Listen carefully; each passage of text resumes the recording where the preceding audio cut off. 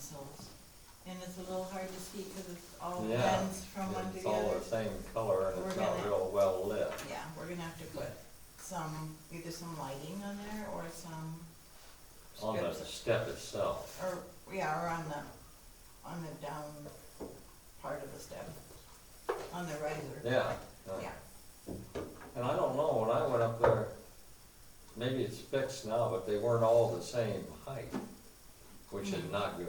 But maybe they got that fixed. maybe. You didn't notice, you don't notice that. I didn't notice it. Is it the same as it's always been, or different? Oh, it's all different, but, Mhm. The steps are? yeah. Oh, But it seemed that, when I paid attention to it, that last one going to the top was Higher. a little higher. And It could be. that's not good. not for people who are. Well, it's not good for anybody. I mean, Wow. but for elderly that Mm-hmm. aren't real sturdy anyway, that. Mm-hmm. Mhm. Mm-hmm.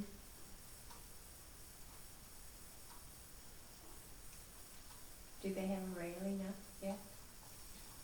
No, but I Are bet those there in will the be. plans? Oh, yeah, they've been working on them, I don't know. I Mhm. mean, are there plans for a Mm. railing? Mhm. It was supposed to be here and be in place, but something about, they got two, but one was right and one was wrong, so they. The railing. Mhm. I just about was wondering, after they did that, I mean, I shouldn't say anything now, but I wondered about just a real narrow incline would have been better. Hmm. Well, I don't know. you could make that kind of a thing to put on there if you need to. Well, yeah, it's kinda too late now, I just,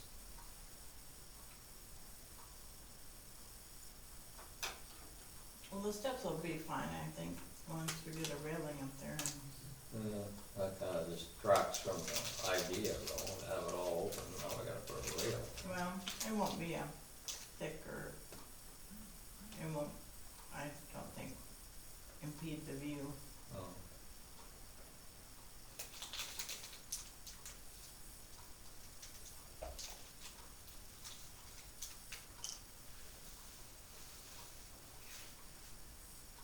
I went home and popped some popcorn. I just got back from Altoona with Father's Day. Yeah. Make popcorn? Well, I ate there, but it was early and I was hungry when I got home, so just popped some Who's popcorn. that? Oh, Carolyn's having a snack. Where's my I supper? bet she didn't have supper either. well, that's not a snack, that's her my sure supper. So I bet you maybe she'll eat something when We she gets came- home. We came at 5 to practice, so. Mhm.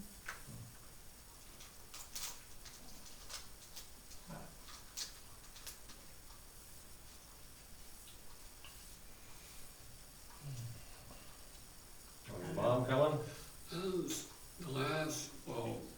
She was in Marshalltown with, Kevin and I took separate vehicles, and part of the reason why I was late is we were having supper, and Mom was, be still in Marshalltown, and if things are going okay with Southridge, I'm sure.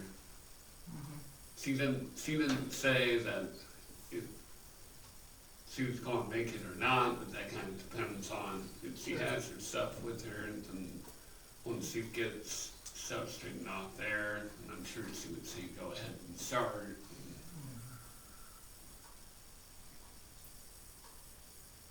Okay. I'll just pretend like I'm chewing gum. It's a little chewy. It's a little chewy. You got some water in there to help? I do. That's good.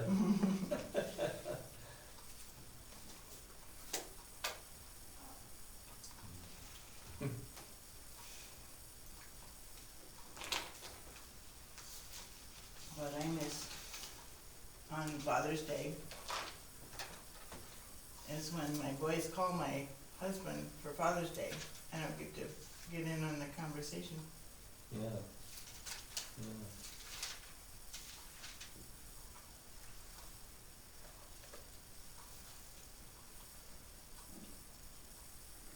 Well, tonight we're gonna be looking at chapters 11 again.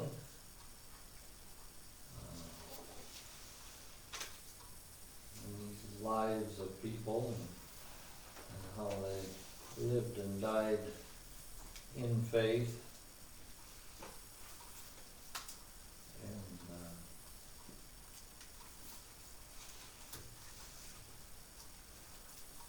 these are people from the time before this was written. And actually he kind of breaks it into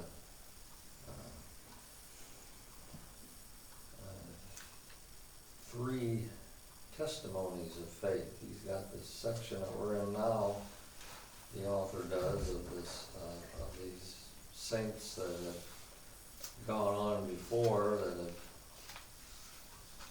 died in faith. And then at the beginning of chapter 12, he goes to Christ, who lived and died by faith. And then at the middle of 12, he talks about the current situation and how these people are to deal with their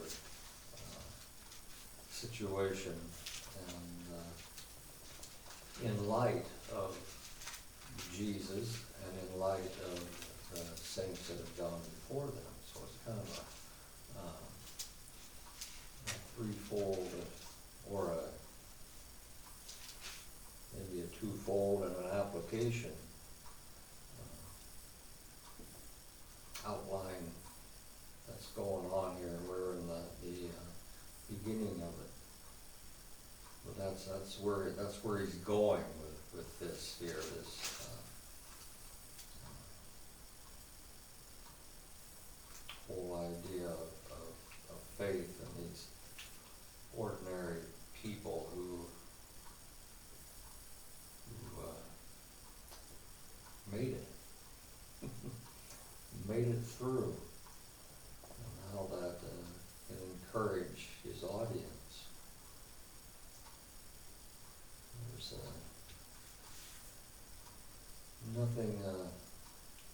nothing unique about any of these people in chapter 11. There's nothing uncommon in their makeup to distinguish them from his audience 2,000 years ago and from us today. These are ordinary people who had faith in an extraordinary God. And that is certainly available for us. We don't look at a lot of times this chapter 11 is pericopied by the heroes of faith, and I don't think that's it at all. That's not the point. The point is they are flawed. They're just people, ordinary people who have faith again in an extraordinary God.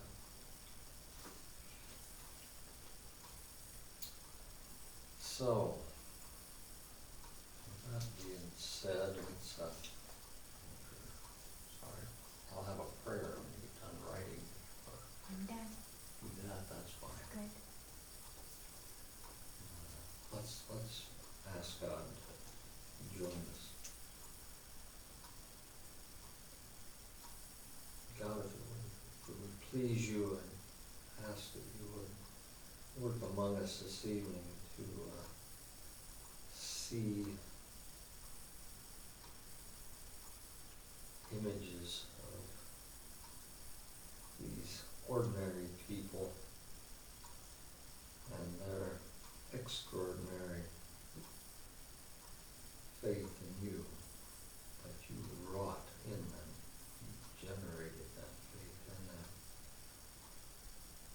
God, I ask that you would strengthen the faith of each one of us here this evening as we read about your workings in the lives of people so long ago. It was so long ago, but God, you tell us that you do not change. Your ways so long ago are your ways today. And that's a great help for us fickle, finite beings to have a firm rock of assurance to plant our faith on. That rock is you. So I'd ask that you would work amongst us again, each one of us here tonight. Give us all insight, God. Again, I'm probably going to do the most yakking, so keep my thoughts coherent, God. Stop my mouth if there's any inkling of pride or error arising. And glorify your Son. I ask this in his name. Amen.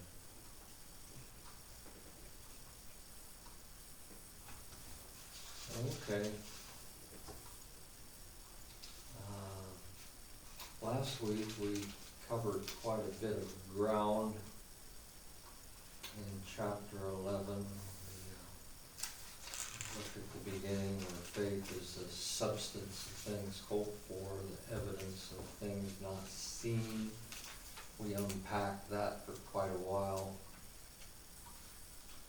I think that was beneficial.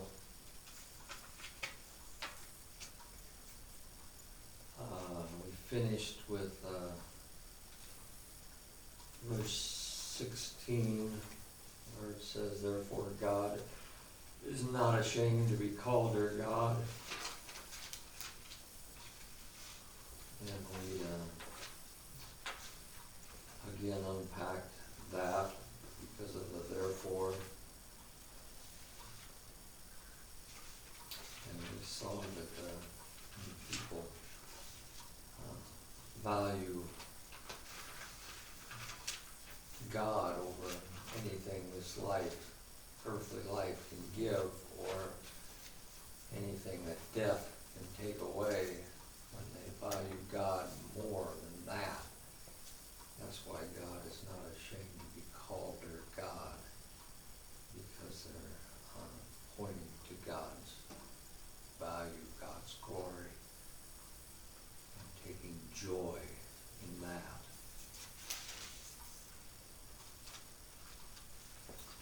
So,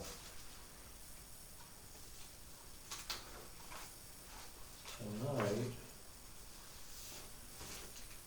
I was wanting to back up a little bit into verse 6 of chapter 11. We talked about this a little bit last week. This is Enoch, who was taken up by God.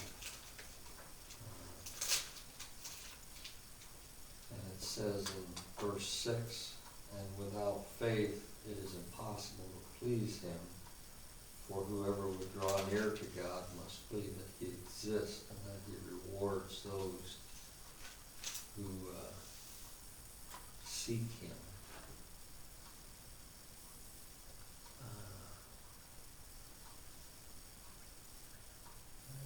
Bearings here. I have a heading here of faith illustrated in reference to that, and then I'm going to Romans 9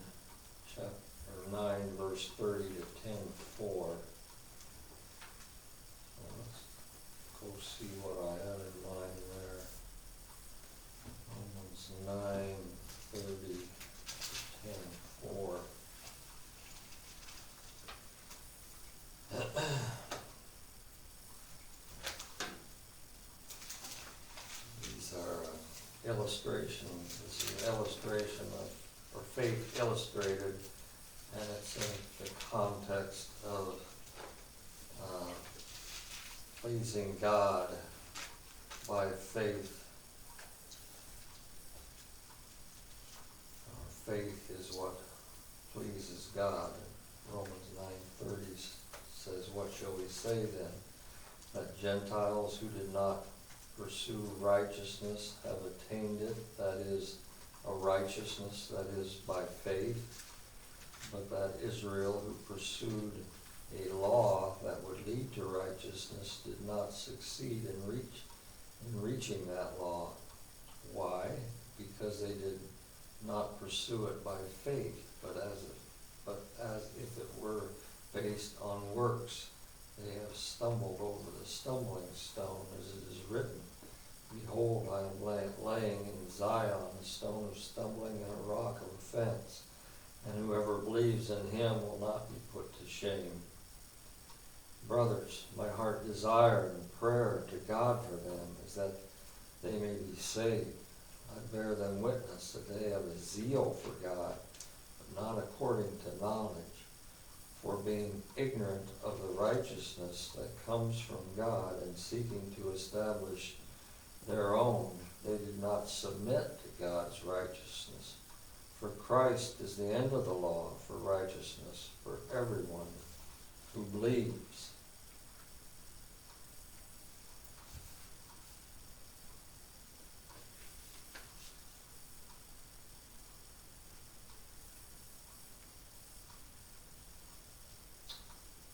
So, we go back here to the definition of faith, or the statement in verse 6 of chapter 11, "Without faith it is impossible to please him, for who would ever draw near to God must believe that he exists and that he rewards those who seek him." And overlay that with this description of these people in Romans 9 who did not seek him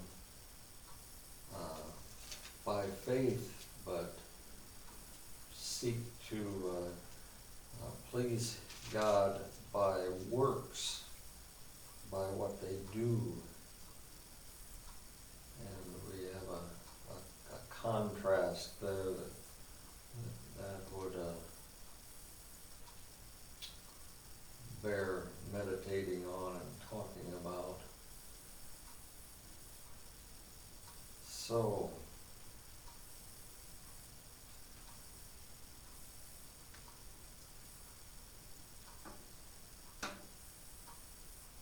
first thing I want to point out, I guess, would probably be in 11:6 there, where it says that whoever would draw near to God must believe that he exists and that he rewards those who seek him. Is that the reward of those who seek him is that he will be found by them. I think I wrote down some text here later that point that out, but that's just to get that on the table there. So the future reward and present grace included here is not based on obeying rules and sacrifices, but on seeking him, being so satisfied in who God is and what he has promised. Our actions flow out of that.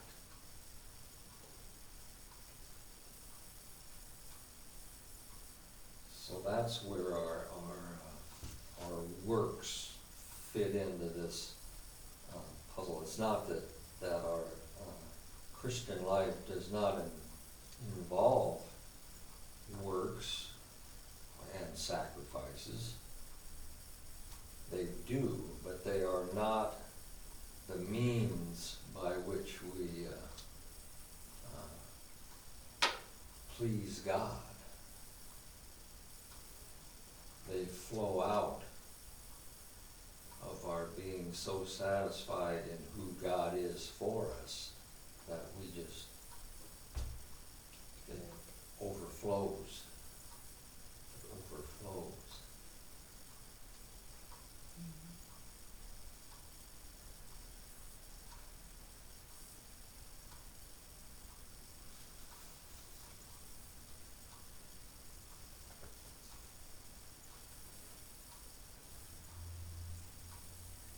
And that is not all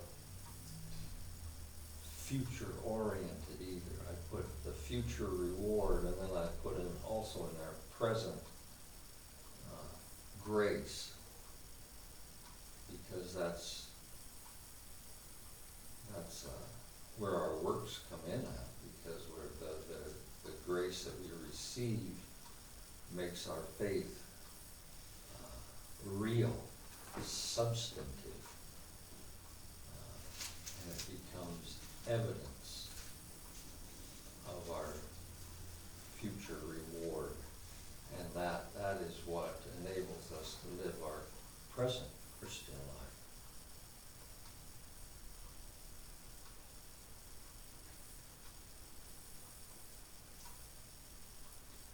I wrote down here Isaiah 1:10-20. Let's see.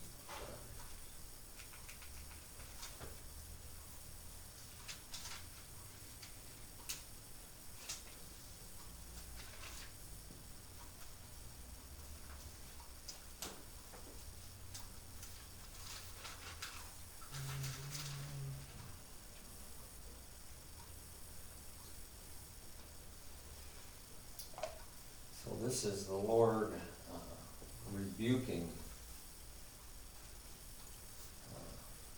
Judah, Israel, and he calls them Sodom and Gomorrah. That's how he's, one of his rebukes against them. So when you hear here in verse 10,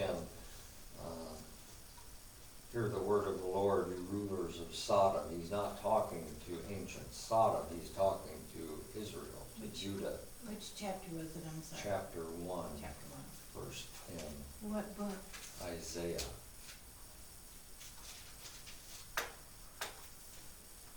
So he says here, hear the word of the Lord, you rulers of Sodom. Give ear to the teaching of our God, you people of Gomorrah. What to me is the multitude of your sacrifices, says the Lord.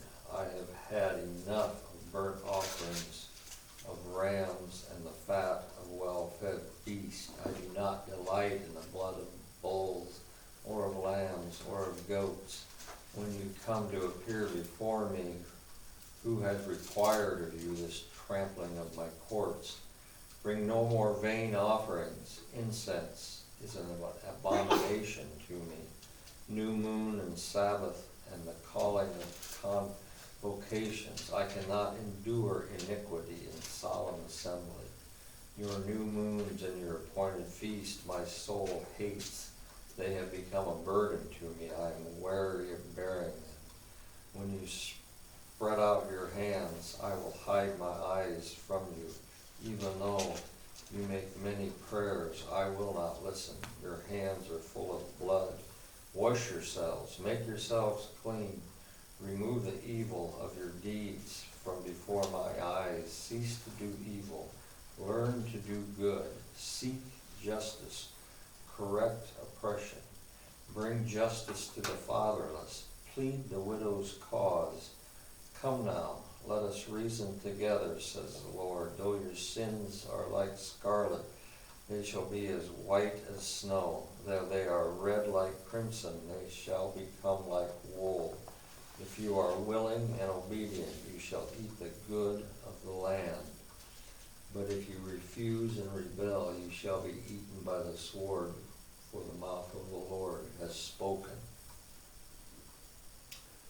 So here we have this illustration of Israel that mistakenly thought that their sacrifices and their rituals would please God and cover for their oppression and their injustice towards their fellow men. And God says, no, they do nothing but increase my anger at you. And he says, calls on them to wash yourselves, make yourself clean. And he says, come now, let us reason together, says the Lord. Though your sins be like scarlet, they shall be white as snow. They are red like crimson, they shall become like wool.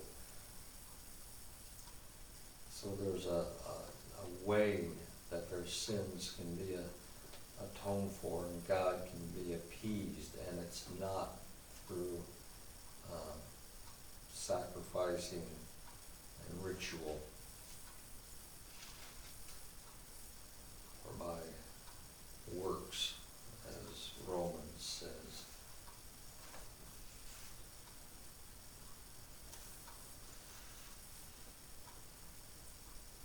So then we go to Psalm, book of Psalms, Psalm 50, to get a little more insight into this concept here.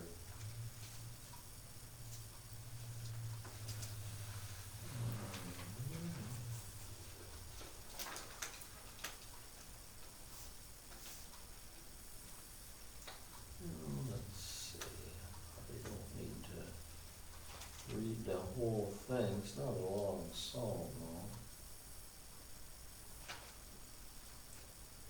though. I have lots of lines under it.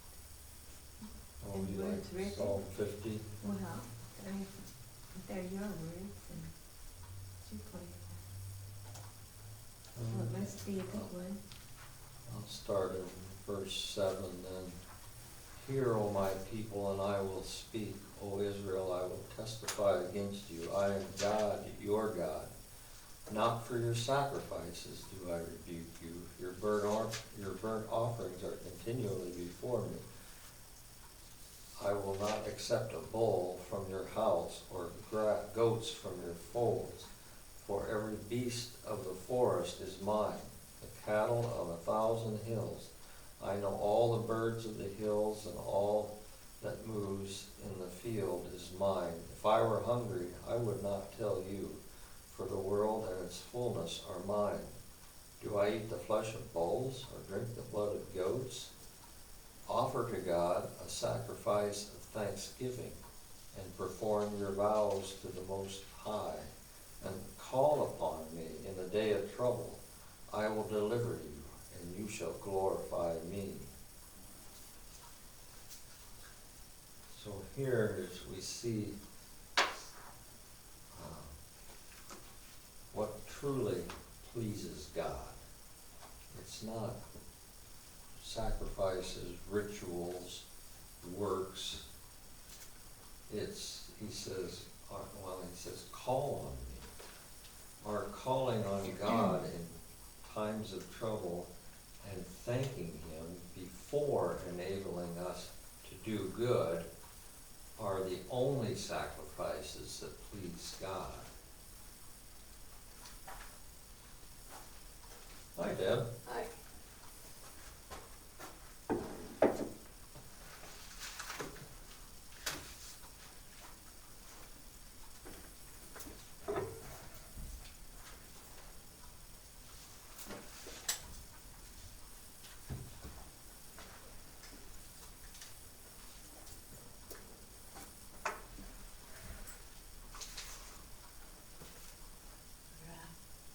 We're in chapter 11, and we went to verse 6.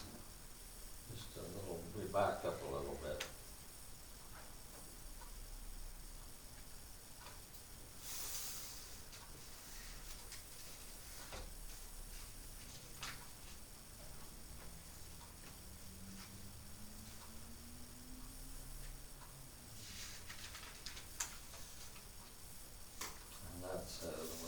faith it is impossible to please God, for whoever would draw near to God must believe that he exists and that he rewards those who seek him.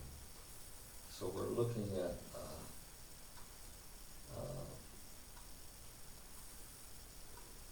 what that involves. Without faith, it is impossible. So the only possible way we can please God is with faith, if we turn that around. And so we need to have, and so, well, we ask, what does that look like? What does that look like? What does faith that pleases God look like?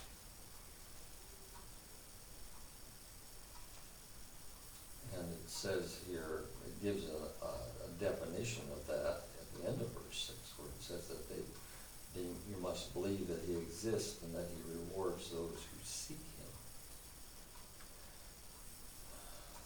But then we went to, saw in a couple places in Romans and Isaiah where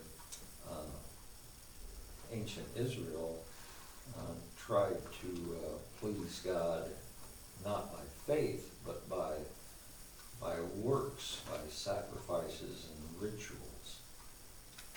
And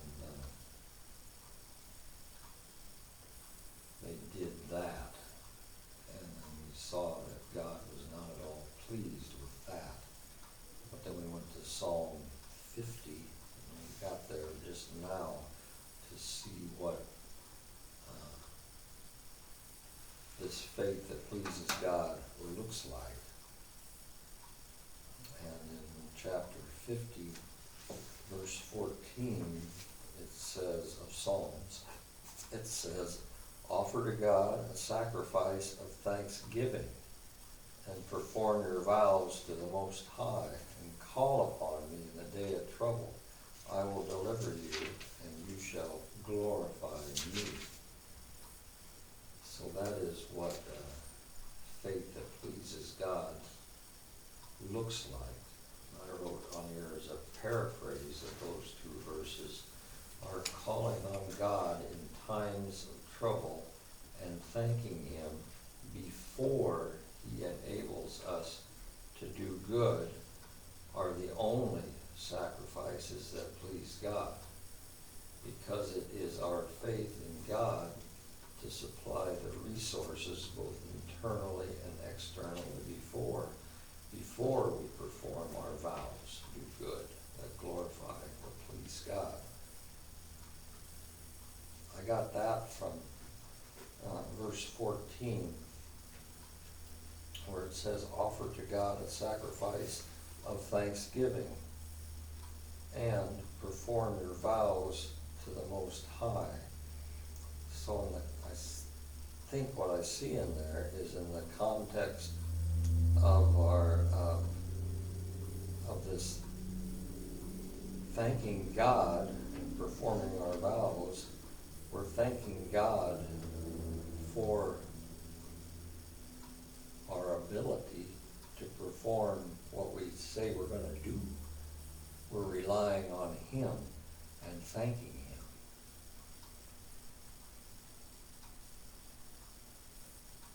For that's why our works flow out of our all-satisfying relationship with God and are not a means to obtain it. So by faith, we offer to God a sacrifice of thanksgiving for an enabling that has not yet taken place.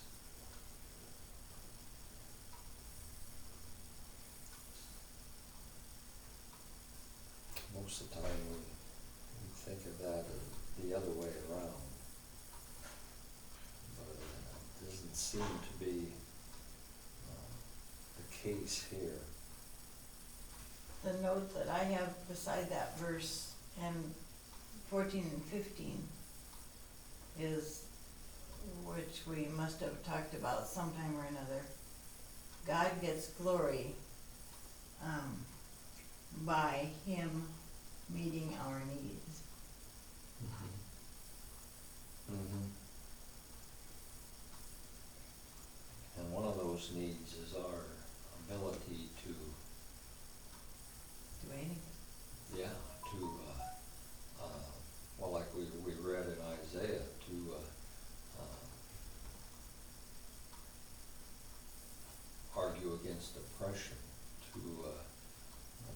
side of the unjustly downtrodden. That just all flows out of What was your statement again? God gets glory from, By by him him. meeting our needs, by him meeting our needs.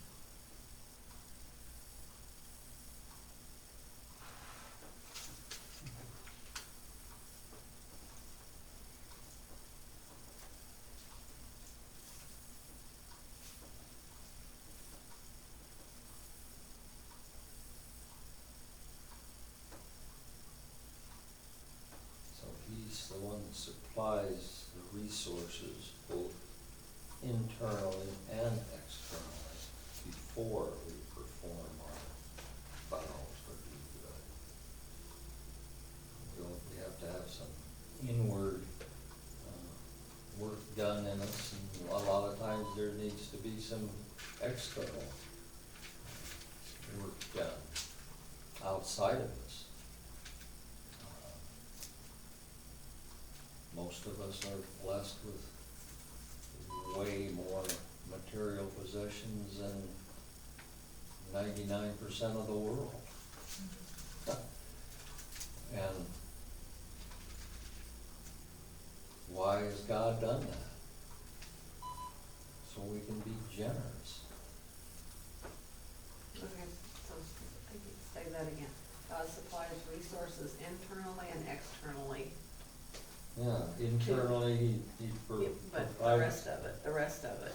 Externally, he provides resources for us to do good.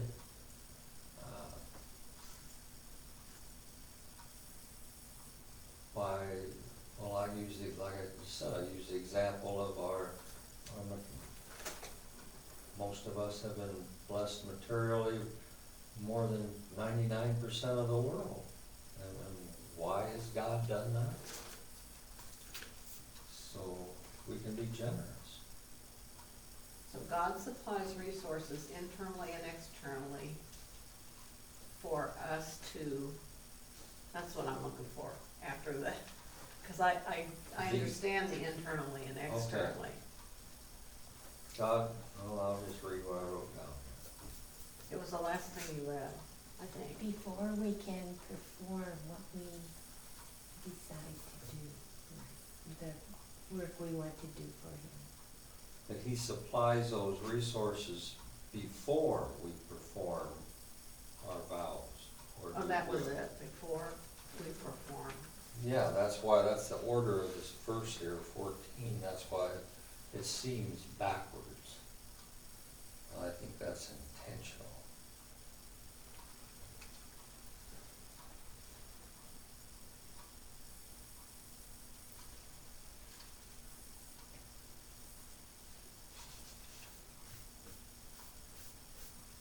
And that's what glorifies or pleases God. That's the faith that pleases him. And then in this verse 15, where it says, "And call on me in the day of trouble. I will deliver you, and you shall glorify me." And our faith in God to sustain and deliver us in times of trouble.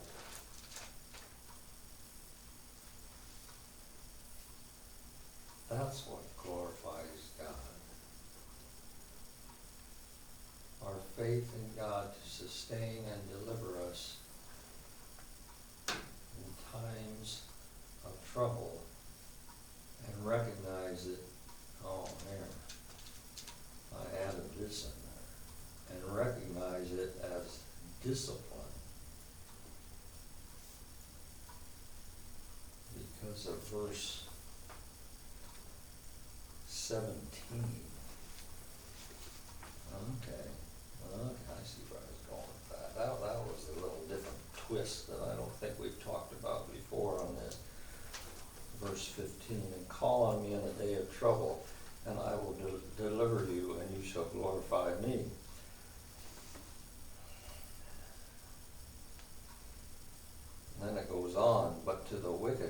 says, "What right have you to recite my statutes or take my covenant on your lips? For you hate discipline, and you cast my words behind you." So here's the contrast here of these people that please God by faith and the wicked. And it brings in the idea of that they hate discipline. So when we call upon the day of the Lord, or when we call upon the Lord in the day of trouble, as God's children, we have the idea here of discipline brought in verse 17. And he says, "I will deliver you, and you shall glorify me."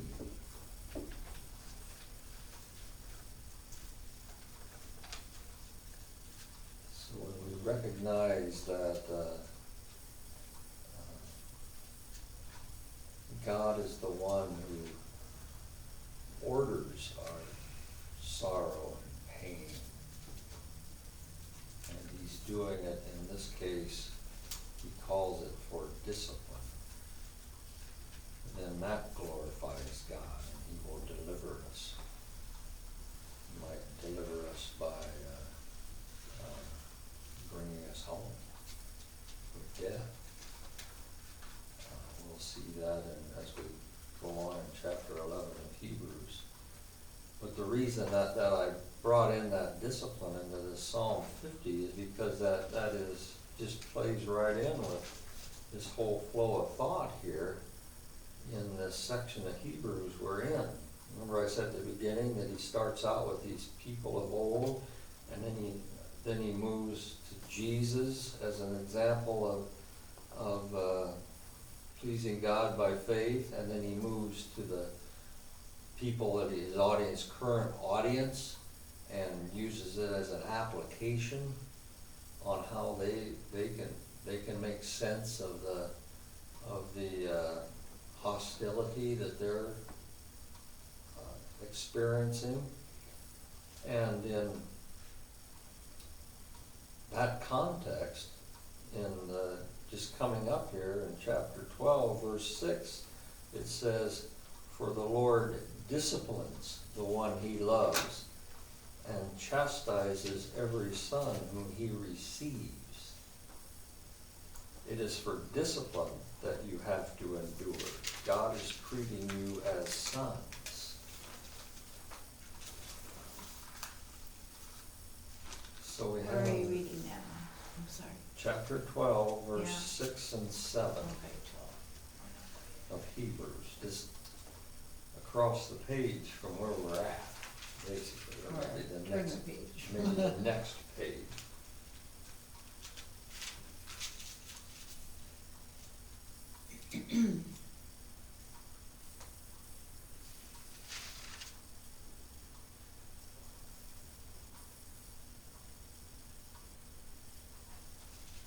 So this idea of the day of trouble as being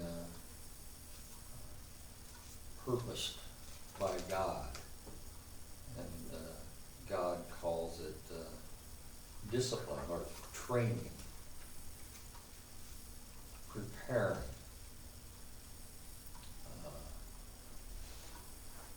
teaching, I guess, maybe will be another synonym. Sometimes discipline takes one connotation, and it doesn't necessarily always carry that.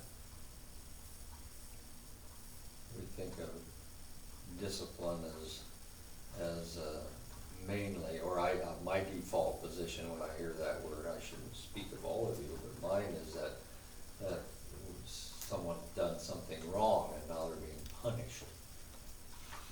But that's not necessarily it. That's just my first impulse when I read that. Discipline carries other meanings. And in this context, it's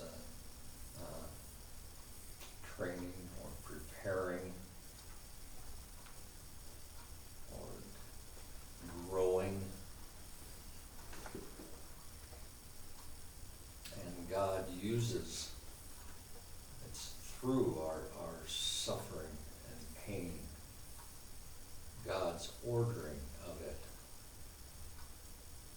that this takes place. That's not commonly believed. But we're gonna see, well, especially, well, coming up, but especially when we get into the end of this section, in chapter 12, what I just read, 6 and 7, that it's inescapable. The plain reading and plain meaning of the text is, in the context, is inescapable, but it's still not believed.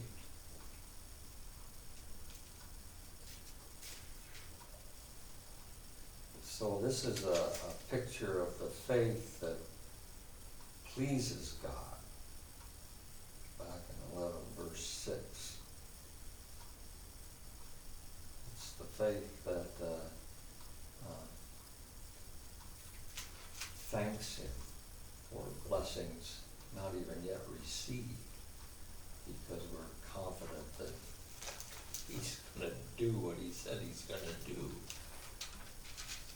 And it's faith that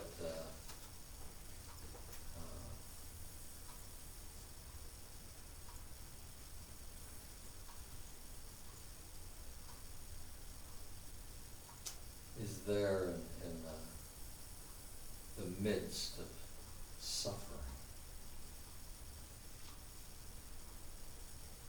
knowing that not only is God with us in the suffering, everybody will allow that.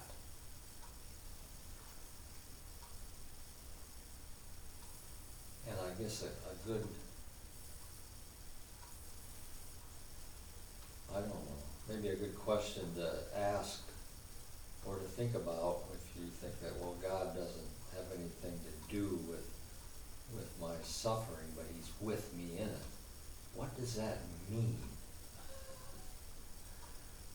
That if He has nothing to do with it, and He didn't will it, and He didn't order it, but He's with me in it, practically, how is that helpful? I don't know if it'd be a real satisfying answer for that. I don't know, because in the midst of the suffering, when you're in the midst of it, you don't know how it's going to end. You don't know how bad it's going to get. And if God has no control over depth and duration of suffering, what practical help is it to think that He's with you in it? There might be a little comfort there, but I'm thinking not much. But that's where most people are at. And it's a biblical view that it is God who wills and sets into motion our suffering and pain. He's the one who controls the duration and depth. And He is with us in it.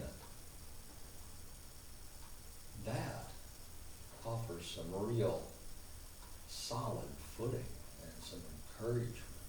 And there's a purpose in it. There is a purpose in it. That's how you get through, is knowing that there is a purpose in it, and it is for good. Yeah, but most people don't believe that. Well, that's because they don't know it, they've never heard it or thought about it before. Well, when you're in the midst of pain and suffering, that's not the time to think about Well, it's not the time to know, it's not. it. Because you're not thinking clear. Well, if you haven't read this, but you've been through it, probably all of us have been through it, and Right. you know. I I know mean- what's not helpful.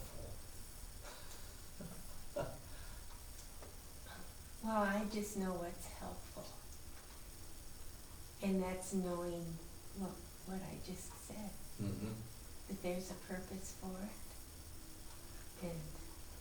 And God is there to help me through it.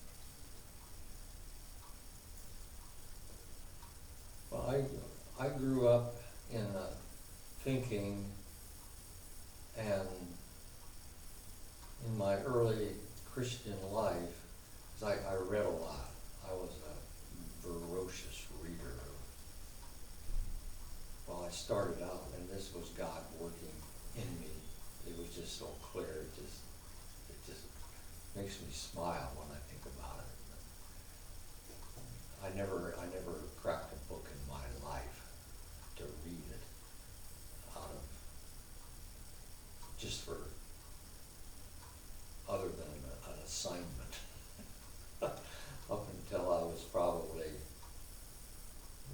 maybe 40, late 30s, 40. And God put me in a situation where I had a graveyard shift job that involved mainly trying to stay awake. And just being, just as long as you were awake and could hear a buzzer and could deal with a problem, you were okay. But other than that, the main battle was staying awake. And God put me in that job and gave me a new inkling to read. And I was probably the best customer that library had down there for 3 or 4 years. I just read everything. And I had a few favorite authors. One of my favorite authors back then was Stephen King in his early days. I don't know if any of you have ever read any Stephen King, but it's creepy. Yeah. But he's a brilliant author. Yeah. He can just paint a picture with words that is just vivid. And he can turn a phrase, and it's just beautiful. His writing is just beautiful, and it's too bad he picked that genre. But it isn't the genre that drew me, it was his style. And he didn't write little pamphlets. He wrote 500-page novels. And I read everything, and another reason I liked him was because he was prolific, because he came out with these 500-page tomes every 6 months. He'd crank one out. And I read it, and I read a lot of other things too. But anyway, that's neither here nor there, but it's just kind of funny when I think back on it. But then God made a decisive act in my life, and I think it was, and my taste in literature, well, my ability to read and comprehend was honed at that point to that's pretty good. But then God shifted my desire and my taste over to Christian writings. And good night, I acquired books. Like I got on the interweb there, and there's this place you can buy these books from these, I don't know, clearinghouses or something, maybe for 50 cents. And there'd be a Christian author. I didn't know anybody's name. I just, well, it was cheap. So I'd get a big box of books for $5. And I'd go through every one of them. And I read a lot of those. And then there was that Rosencrantz up in Eldora, that bookstore up there. And he had a lot of cheap books. And I got a lot of cheap books from him. And it didn't really matter what they were, just price. And so I read all of those. But anyway, that's what informed my theology early on. And most everything I read, not everything, but most everything, over 90% of it, had a presupposition that pain and suffering was not God's will. It is not God doesn't order and design our pain and suffering for any purpose. The only reason he allows pain and suffering in the world is that he has chosen to give men free will. And so he limits his sovereignty to allow free agents. And it's when people make a bad decision that maybe hurts somebody else, that's not God's will, that's their bad decision, and the only one to blame or who is responsible for it is the one who made that decision. And God has nothing to do with that, other than he's limiting himself for the higher goal of allowing people to have free will. And, well, that sounds reasonable. I mean, look around. And that's all that I read for a long time. And, but then when you do experience some pain and suffering, that doesn't cut it. It didn't for me. It didn't for me. Because knowing that God is with me in that, but I also had the understanding that he's not the one in control of it. He doesn't have any say in the duration and the severity. That's under the control of who's ever doing the tormenting or the inflicting the pain. And so that was not comforting at all. But a parallel line on that reading also was starting to read the Bible. And then I noticed the Bible doesn't talk like that. It knows nothing of God's limiting his sovereignty to allow for human free will. It knows nothing of a God who doesn't intimately control every aspect of his creation. And so, yeah. And then, I don't know, but that is comforting to me, and you said it was to you as well. But what I'm saying is the reason for this long spiel is, I know for a fact that there's probably 90% of the people that call themselves Christian believe that God has no hand in my suffering. I believe you. And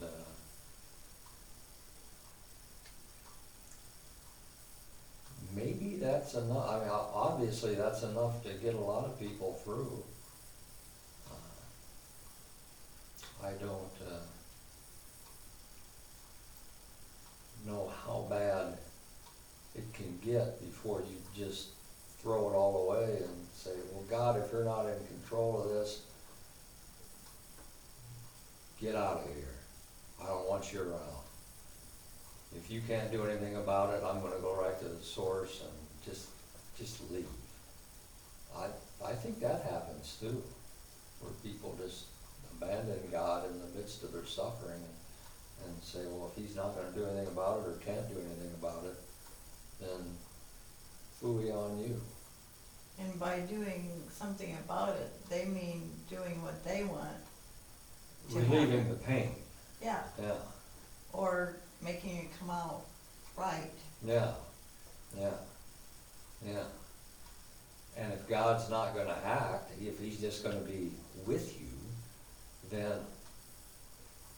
phooey on God, I'm going to go to the one who can alleviate the pain or who can change the outcome of perceived somebody who is in control of Themselves, this. Well, that could be. Or drugs. or, yeah. That could be Or yourself. drugs, or alcohol, or. Yeah. Yeah, booze is a great eliminator, short-term eliminator of pain for a lot of people. Mhm. So are drugs, you bet they are. So, this teaching that God has no hand in our suffering and pain is destructive.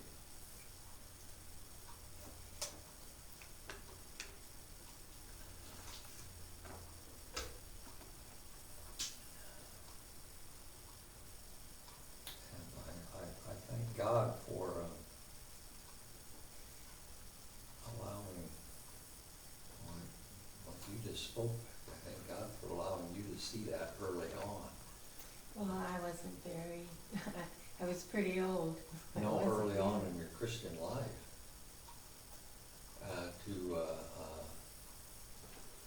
when you needed that,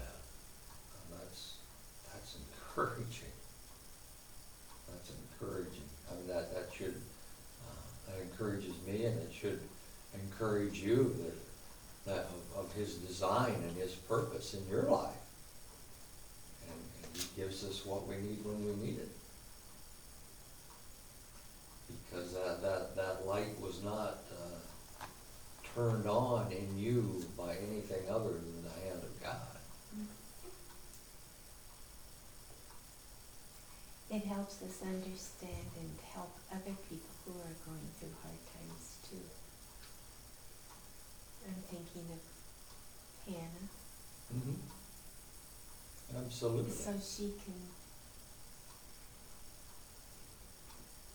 understand a little bit at her young age about Mm-hmm.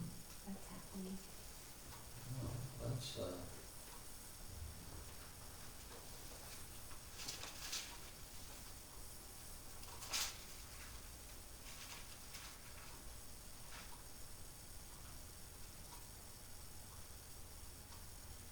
Blessed be the God and Father of our Lord Jesus Christ, the Father of mercies and God of all comfort, who comforts us in our affliction, so that we may be able to comfort those who are in any affliction. What is that? 2 Corinthians 1.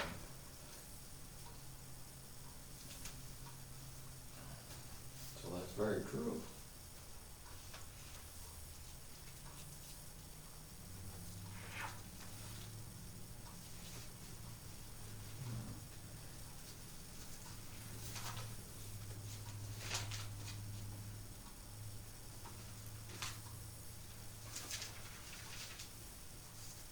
Verse 4, 3 or 4.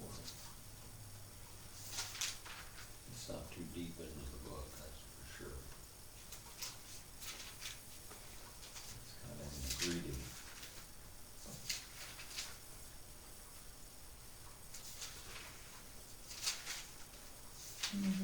Verse 4.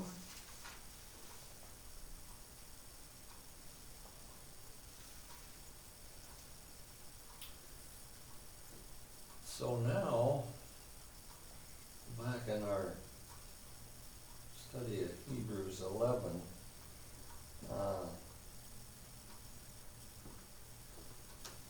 we'll just see if we can progress here. We'll go to verse 17. And we'll start there and see if we can get through to verse 38, I guess. I'll just go ahead and read that. How are your eyes? Are they better this week? Yeah, I'm sorry I'm interrupting. Last Saturday, I don't know if I mentioned that or not last week, last Mhm. Saturday morning I got up and I could see pretty good through this eye, Yeah. just boop, like, yeah. And it's pretty much back to normal now. Yeah, they said, I'm just gonna read this. I know, And you because didn't the do that sign's got last pretty much week. back to normal. This one's still Yay. full of junk, but this one's clear and back to normal, good. That's wonderful. I'm sorry I interrupted you. We're glad you So 11:17. By faith, Abraham, when he was tested, offered up Isaac, and he who had received the promises was in the act of offering up his only son, of whom it was said, through Isaac shall your offspring be named. He considered that God was able even to raise him from the dead, from which, figuratively speaking, he did receive him back. By faith, Isaac invoked future blessings on Jacob and Esau. By faith, Jacob, when dying, blessed each of the sons of Joseph, bowing in worship over the head of his staff. By faith, Joseph, at the end of his life, made mention of the exodus of the Israelites and gave directions concerning his bones. By faith, Moses, when he was born, was hidden for 3 months by his parents because they saw that the child was beautiful and they were not afraid of the king's edict. By faith, Moses, when he was grown up, refused to be called the son of Pharaoh's daughter, choosing rather to be mistreated with the people of God than to enjoy the fleeting pleasures of sin. He considered the reproach of Christ greater wealth than the treasures of Egypt, for he was looking to the reward. By faith he left Egypt, not being afraid of the anger of the king, for he endured as seeing him who is invisible. By faith he kept the Passover and sprinkled the blood, so that the destroyer of the firstborn might not touch them. By faith the people crossed the Red Sea as if on dry land, but the Egyptians, when they attempted to do the same, were drowned. By faith the walls of Jericho fell down after they had been encircled for 7 days. By faith Rahab the prostitute did not perish with those who were disobedient, because she had given a friendly welcome to the spies. And what more shall I say? For time would fail me to tell of Gideon, Barak, Samson, Jephthah, of David, and Samuel, and the prophets, who through faith conquered kingdoms, enforced justice, obtained promises, stopped the mouths of lions, quenched the power of fire, escaped the edge of the sword, were made strong out of weakness, became mighty in war, put foreign armies to flight. Women received back their dead by resurrection. Now notice the shift. Some were tortured, refusing to accept release so that they might rise again to a better life. Others suffered mocking and flogging, and even chains and imprisonments. They were stoned, they were sawn in two, they were killed by the sword. They went about in skins of sheep and goats, destitute, afflicted, mistreated, of whom the world was not worthy, wandering about in deserts and mountains and in dens and caves of the earth. So there we have this long exposition of these regular folks who did extraordinary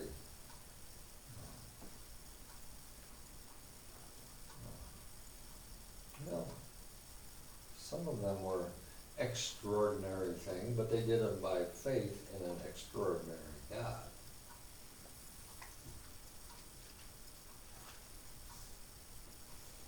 And notice there when I said notice the shift, there's no change in, if you were reading along with me, there's no paragraph or period or a new pericope or a chapter or any new chain of thought. It just goes on to all these escaped and defeated and did this, and then it goes on to tortured and sawn in two. And we need to see what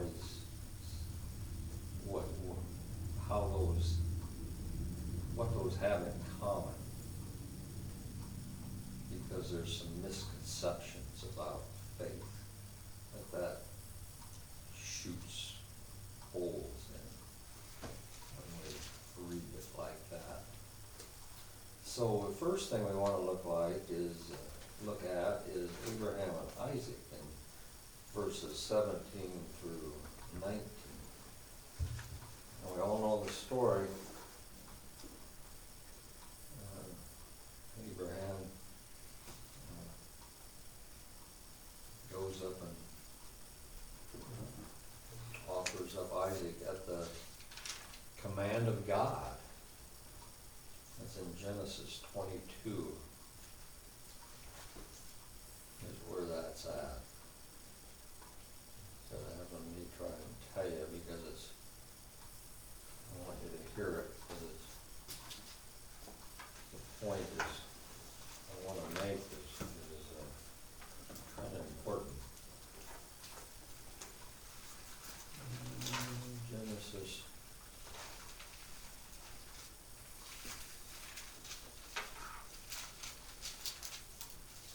22,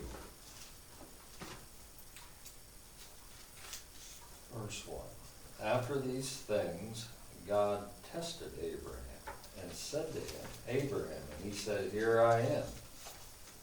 God said, Take your son, your only son Isaac, whom you love, and go to the land of Moriah, and offer him there as a burnt offering on one of the mountains of which I shall tell you.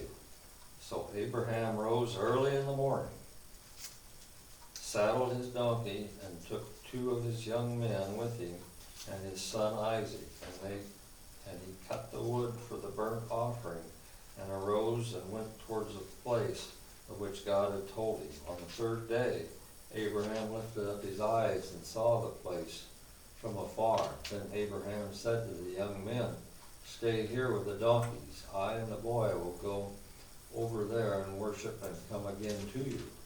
And Abraham took the wood of the burnt offering and laid it on Isaac his son. And he took in his hand the fire and the knife, and they went both of them together. And Isaac said to his father Abraham, My father. And he said, Here I am, my son. He said, Behold, the fire and the wood, but where's the lamb for a burnt offering? Abraham said, God will provide for himself a lamb for a burnt offering, my son. So they went, both of them, together. When they came to the place of which God had told him, Abraham built an altar there and had the wood in order and bound Isaac his son and laid him on the altar on top of the wood. Then Abraham reached out his hand and took the knife to slaughter his son. But the angel of the Lord called to him from heaven and said, Abraham, Abraham. And he said, Here I am. He said, Do not lay your hand on the boy or do anything to him, for now I know that you fear God, seeing you have not withheld your son, your only son, from me. And Abraham lifted up his eyes and looked, and behold, behind him was a ram caught in a thicket by its horns. And Abraham went and took the ram and offered it up as a burnt offering instead of his son. So Abraham called the name of the place, The Lord Will Provide. So we have that story of Abraham and Isaac, and what it's an illustration of God's sovereignty over our sorrow and pain, and how God orders it. God ordained Abraham's trouble. God told him to go slaughter your son. God told him to do that. It just didn't happen that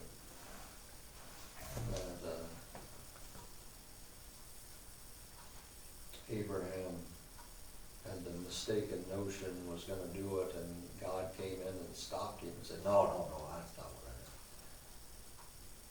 God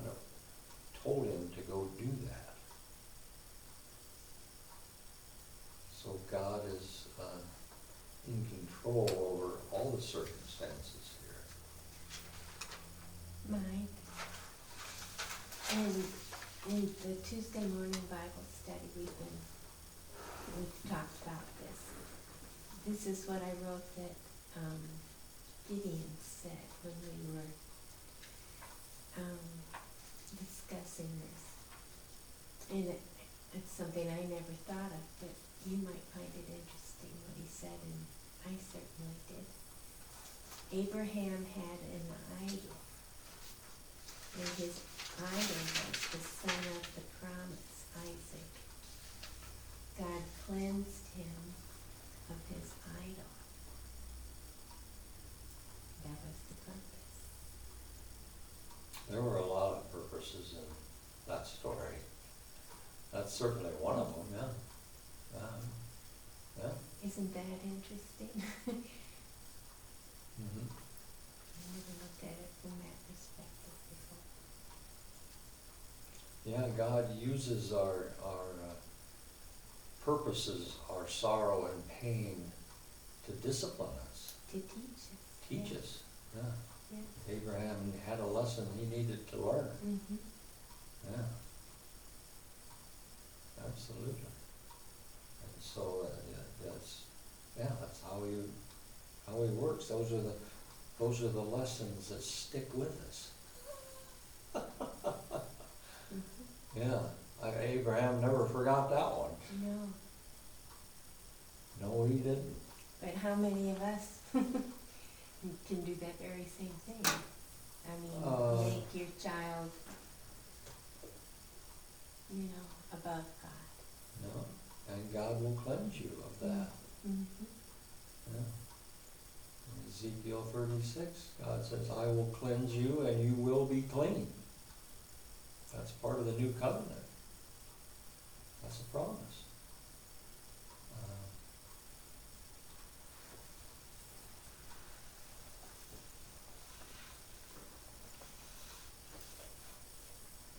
He also said to go to Hebrews to read more about Abraham's faith. I have that up here. That's just what we're doing it the other way around. That's a lot to say about Abraham's faith. But, the point I wanted to bring out was that God was the one that set that up. Mm-hmm. Yeah. And did it involve some sorrow and pain? Yeah. Yeah. When it said that Abraham got up early in the morning, you think? I bet he didn't sleep awake. Mm-hmm. Mm-hmm. Yeah.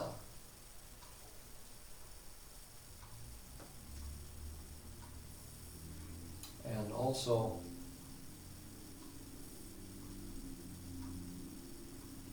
when God tests us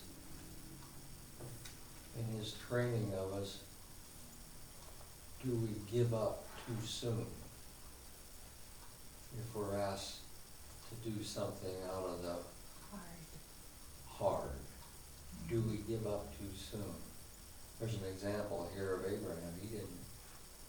The knife was milliseconds away from going into the heart of Isaac.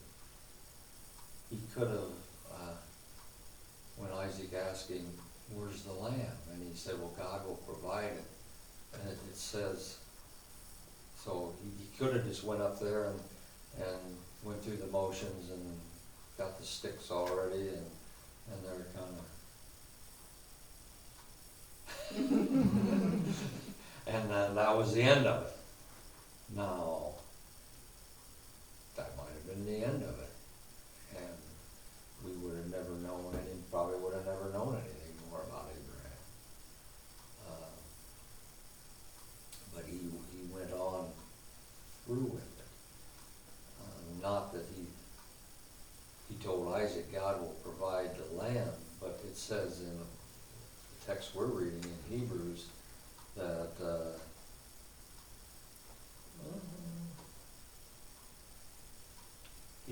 he considered that God was able even to raise Isaac from the dead. That was the faith he had in God.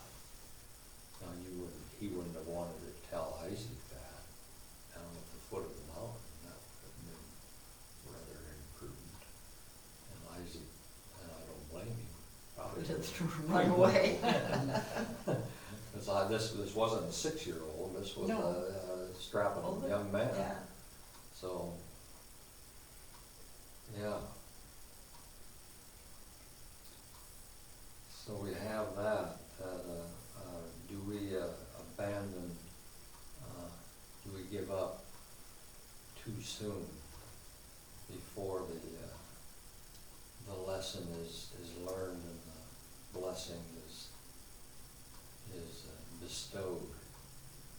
How often do we do that?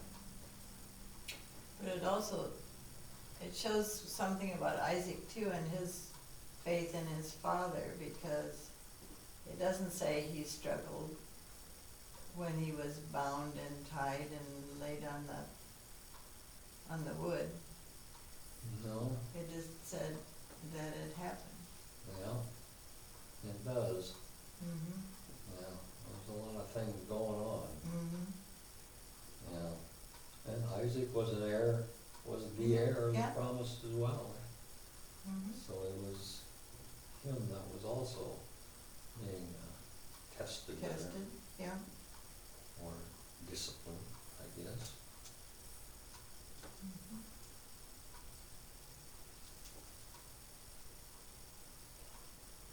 But anyway, that was one thing that struck me about that is how often I give up too soon, or I stop too soon. Well, I do that a lot. I do that a lot.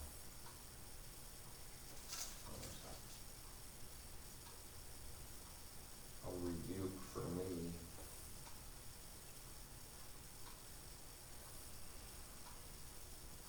So then we go on and talk about Jacob blessed each of the sons of Joseph. This is by faith. They were down in Egypt. And Joseph, at the end of his life, made mention of the exodus of the Israelites and gave direction concerning his bones in verse 22 of chapter 11. Again, they were, this was,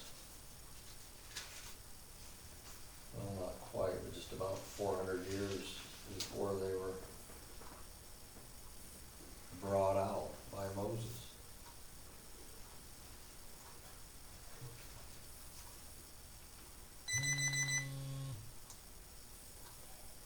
And we have this couple of stories of the life of Moses here.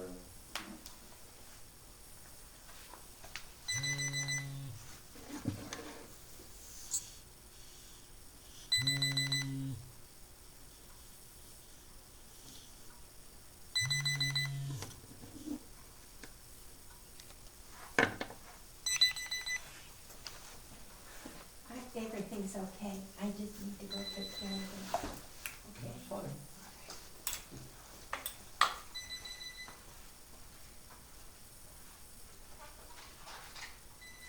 Um, 23 to 26, we have this faith of Moses. 23, it says Moses' faith of Moses' parents. By faith, Moses, when he was born, was hidden for 3 months by his parents because they saw that the child was beautiful, and they were not afraid of the king's edict. This brings in a little balance in our life of faith.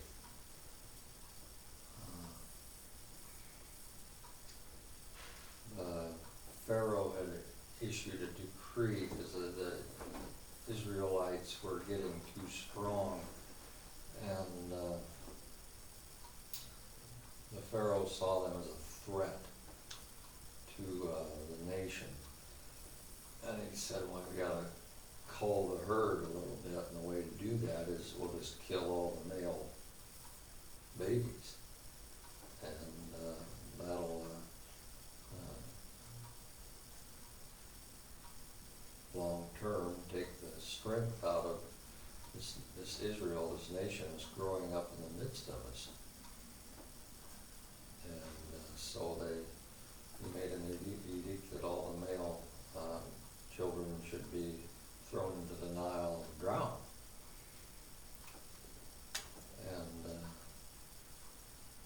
says here, by faith, when Moses, when he was born, was hidden for 3 months by his parents, because they saw that a child was beautiful, and they were not afraid of the king's edict. So you could look at that and say, and some people might, and who are really have a misguided zeal, and say, well, if it was by faith, why, and it says they weren't afraid of the king's edict, why did they hide him? Why didn't they just take him out and by faith just parade him up and down the street and say, new baby, and just, yeah, if it was by faith, why didn't they do that? If they really believed that God would rescue him. They didn't do that. They hid him. And when it says they were not afraid of the king's edict, what that means is they weren't afraid of the edict that of the king to kill the children. They weren't afraid of the edict of the king that was implied of the, if you didn't kill your children, you're in trouble, as well as the child. Now you don't flaunt the edict of Pharaoh, or you're going to be in trouble. So they weren't afraid for themselves, but they were afraid for the baby. So they hid Moses. And it says this is an example of faith. And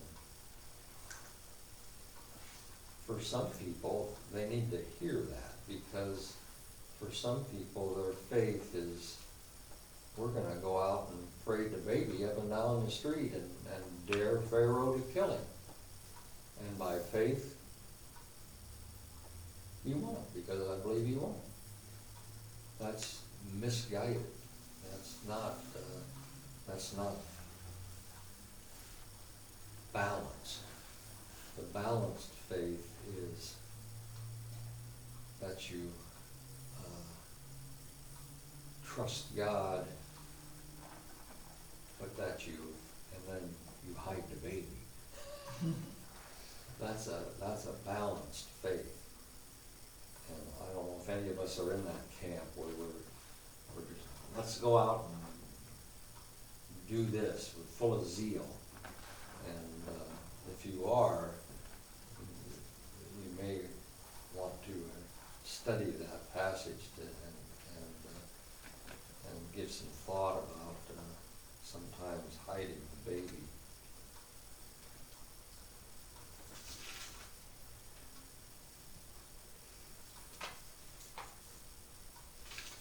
So our life of faith needs to have a balance. We see that in the life of Paul as well. I was thinking there, and sometimes he stayed in the city, and sometimes he fled a city. Remember reading those accounts in Acts they were coming for Paul, and then they put him in a basket, let him down out of a window on the wall with a rope so he could escape at night. And then the next time he'd stay there and get beaten or whipped, and you wonder, what's going on? Well, he's living by faith, and sometimes he hides the baby, and sometimes he doesn't. And you say, well, how do you know what to do when? Well, you just know at the time. And that's part of the faith. You don't know in advance. You know at the time whether you stay there and take a beating or you hide the baby. And that's another aspect of faith.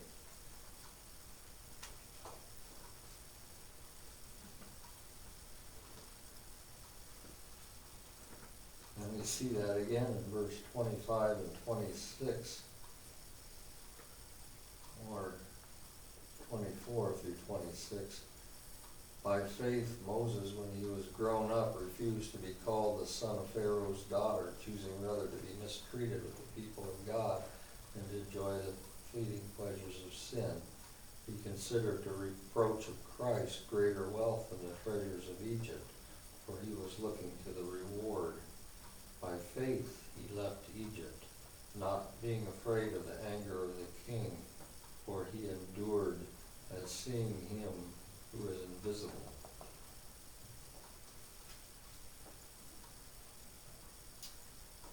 Moses chose to be mistreated. He had faith. And Moses fled in Exodus 2:11 to 15. Balance.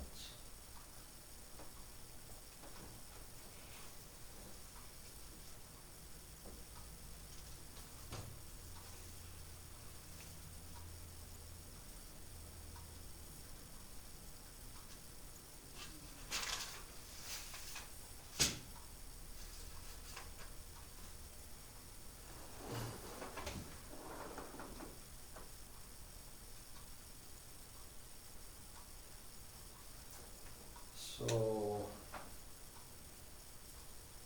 now we can move down to verses 29 through 38, the last section here we want to look at tonight. And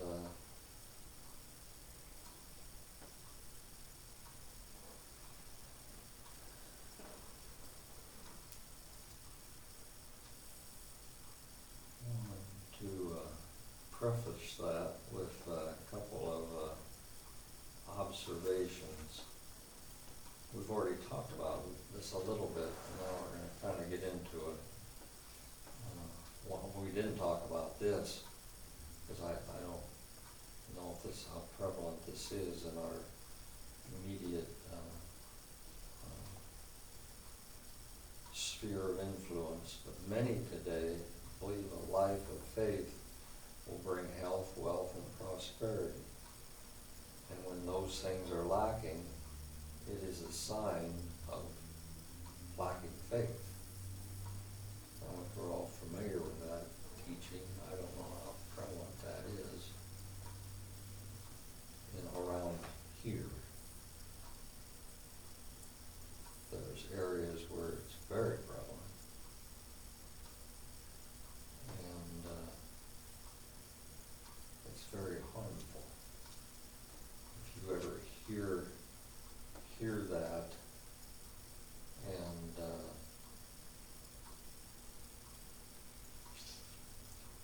I guess if you would ever hear that, I would encourage you to dispute that and be vocal in your disagreement on that notion, just because it's so harmful. And about the last thing somebody who's suffering and being persecuted wants to hear is that it's his fault because he has a lack of faith.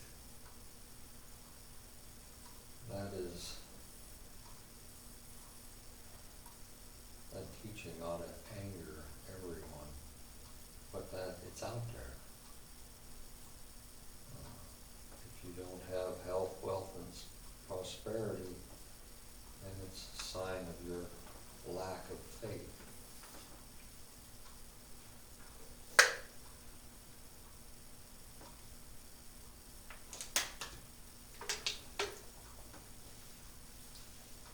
And the second observation I wanted to make before we get into this last section was what we've already talked about a little bit. Many today believe that God has no purpose or design in suffering, but has limited himself to allow for man's free will.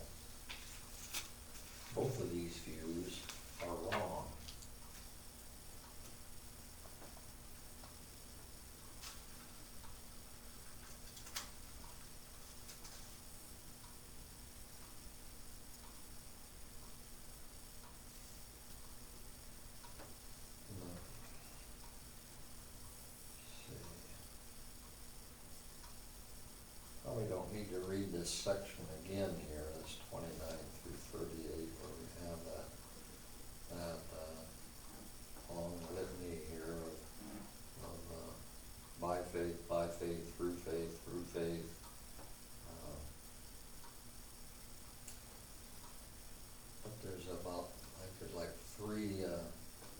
points here I wanna make on that. The first one is, through our faith, God can and does work miracles and acts of providence to bring earthly help and deliverance to his people.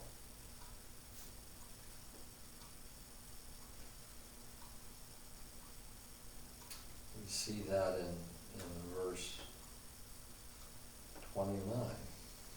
By faith, people crossed the Red Sea as on dry ground. That's a miracle. That's a God-wrought miracle. And it says that was by faith. By faith, God performed that miracle.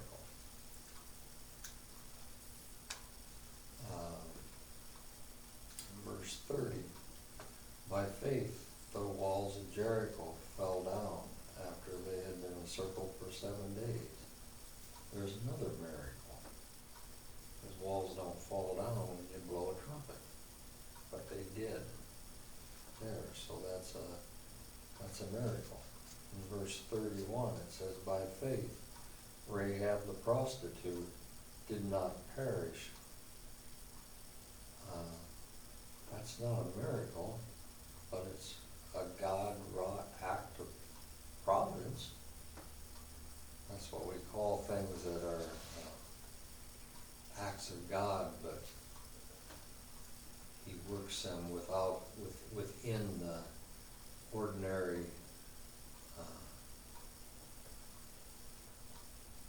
bounds of cause and effect and laws of nature. Miracles are interruptions in those in the natural cause and effect of things.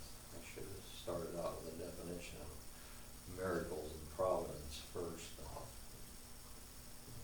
I inserted it here when we came to Rahab, because Rahab was not a miracle, but it was an act of God's providence, and it was by faith.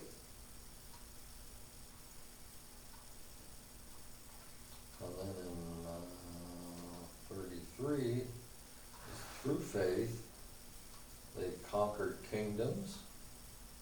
Probably David. That was providence. No miracle there. Enforced justice.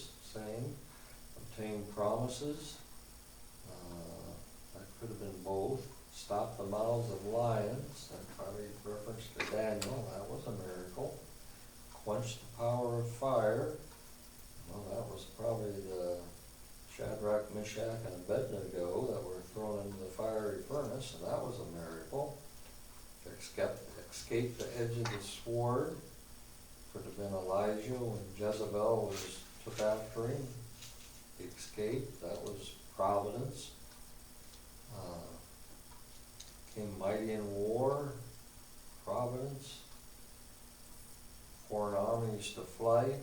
Providence. Women received back their dead from resurrection. That would have been a miracle. And these were all through faith. So the point of all those is that through our faith, God can and does work miracles and acts of providence to bring earthly help and deliverance to his people. He does that.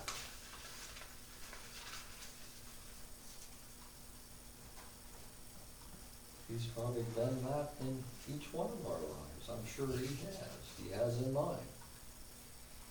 Miracles and acts of providence.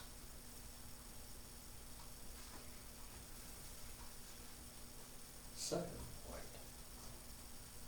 God does not always work miracles and acts of providence to deliver us from suffering. Sometimes, by faith, God sustains his people through suffering.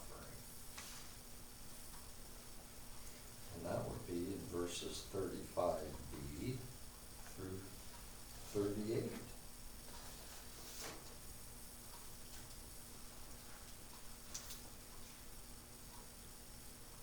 Where it says, some were, Read that again, would you, before you give your The point? examples?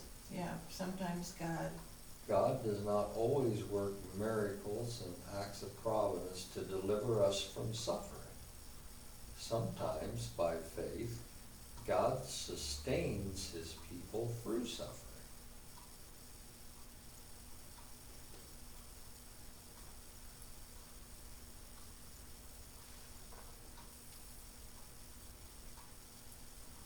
does not always use miracles and acts of providence to, Deliver us from Deliver. suffering.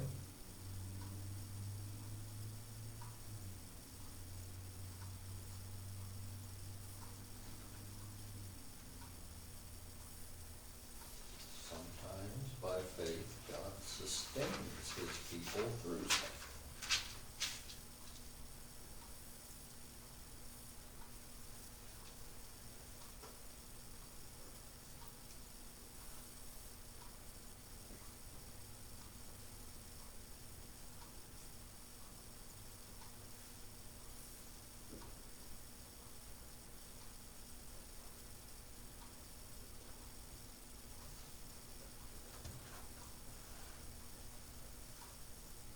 And that's where we Thank you. see that seeming shift here. Sounds like a shift to us, but it's just right in the flow, where it says in verse 35, women received back their dead by resurrection.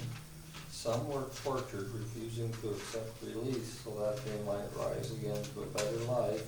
Others suffered mockings and flogging and even chains and imprisonment. They were stoned, they were sawn in two, they were killed with the sword. They went about in skins of sheep and goats, destitute, afflicted, mistreated, of whom the world was not worthy, wandering about in deserts, mountains, and in dens and caves of the earth. So having true faith, and they did that by faith, because it in the context here,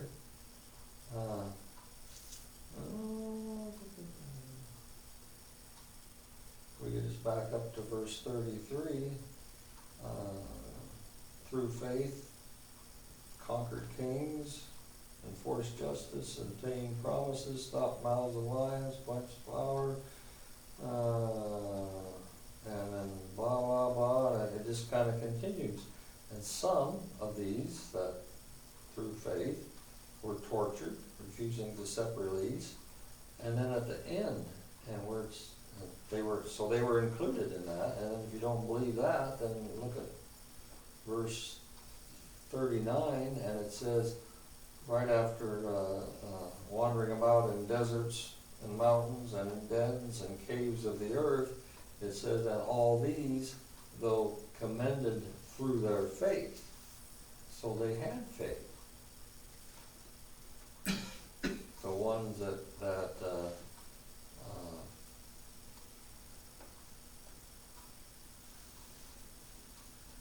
were delivered from the sufferings, and the ones that suffered. So having faith is, wait a minute here, I get lost here. Having true faith in God is no guarantee of comfort and security in this life. So that debunks that first thing I said there at the beginning. Some people believe that your suffering is due to your lack of faith. That's not true according to Romans or Hebrews 11. Having true faith in God is no guarantee of comfort and security in this life.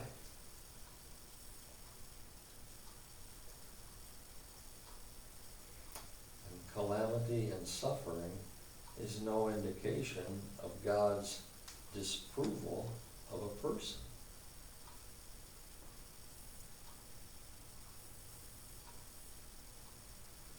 The common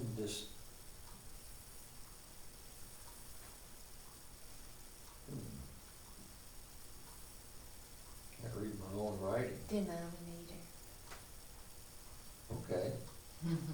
Of all those people in 11:4 through 38 is that they all had faith and were commended or approved by God. We see that at the beginning in 11:2. For by it the people of old received their commendation, their approval of God. And it ends like that in 11:39. And all these so commended through their faith. So we have a God commending or approving all of these people. The ones who escaped the sword and the ones who were killed by the sword. That's the something that's real striking here.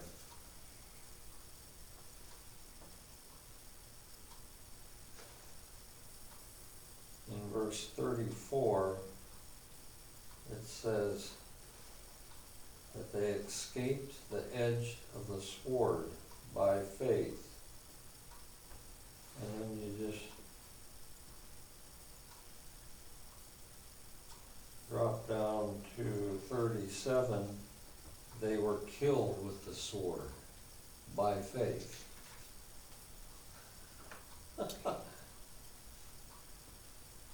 So by faith they escaped the edge of the sword, and by faith they were killed by the sword.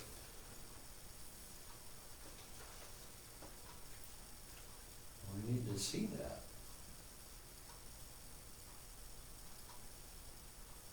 And they were commended by God, openly.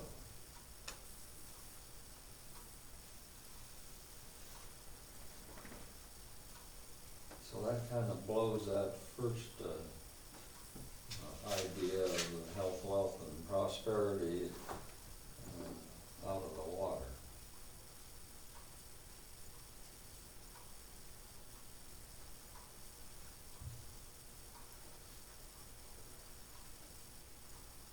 So that brings up the third point here of this section, and that is having faith is not the ultimate determining factor in whether you suffer or escape, and neither is man's free will. God is.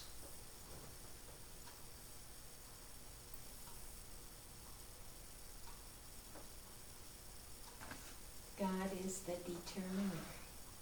Is that God what you... is the determining factor in whether you escape or suffer. Not your lack of faith and not man's so-called free will.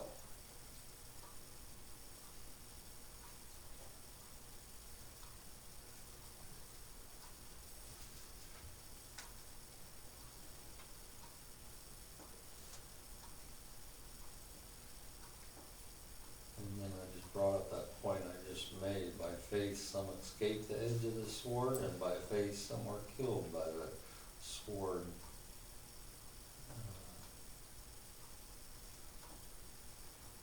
God has a purpose in both.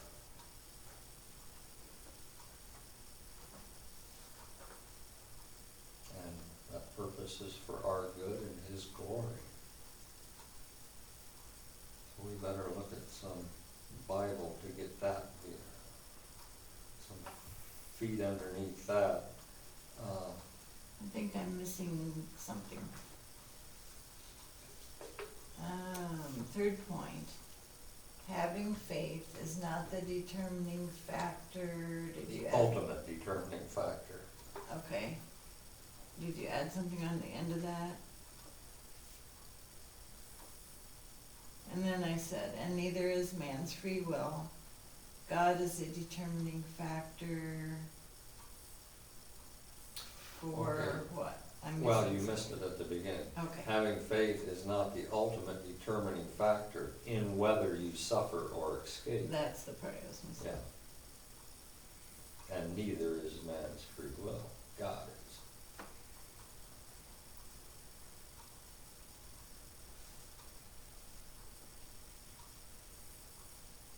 Okay.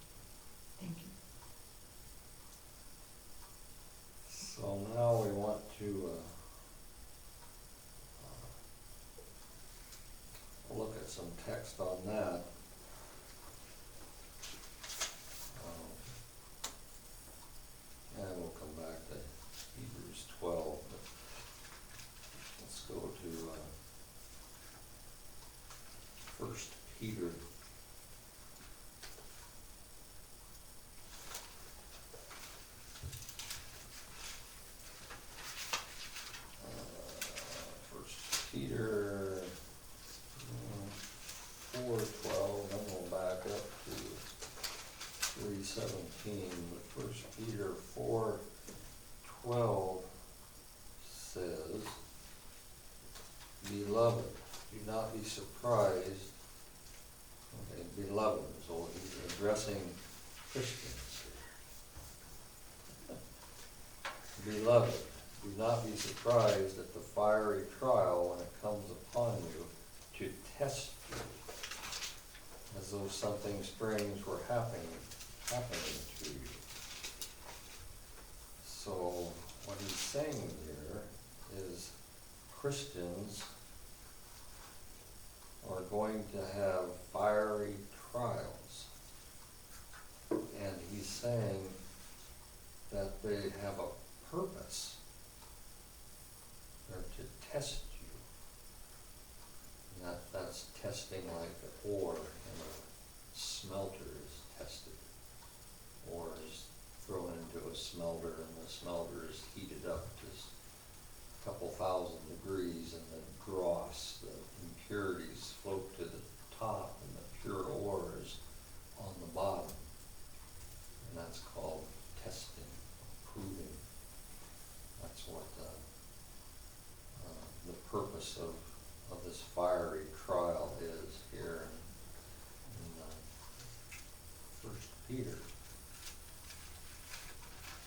Let me back up to 1 Peter 3:17.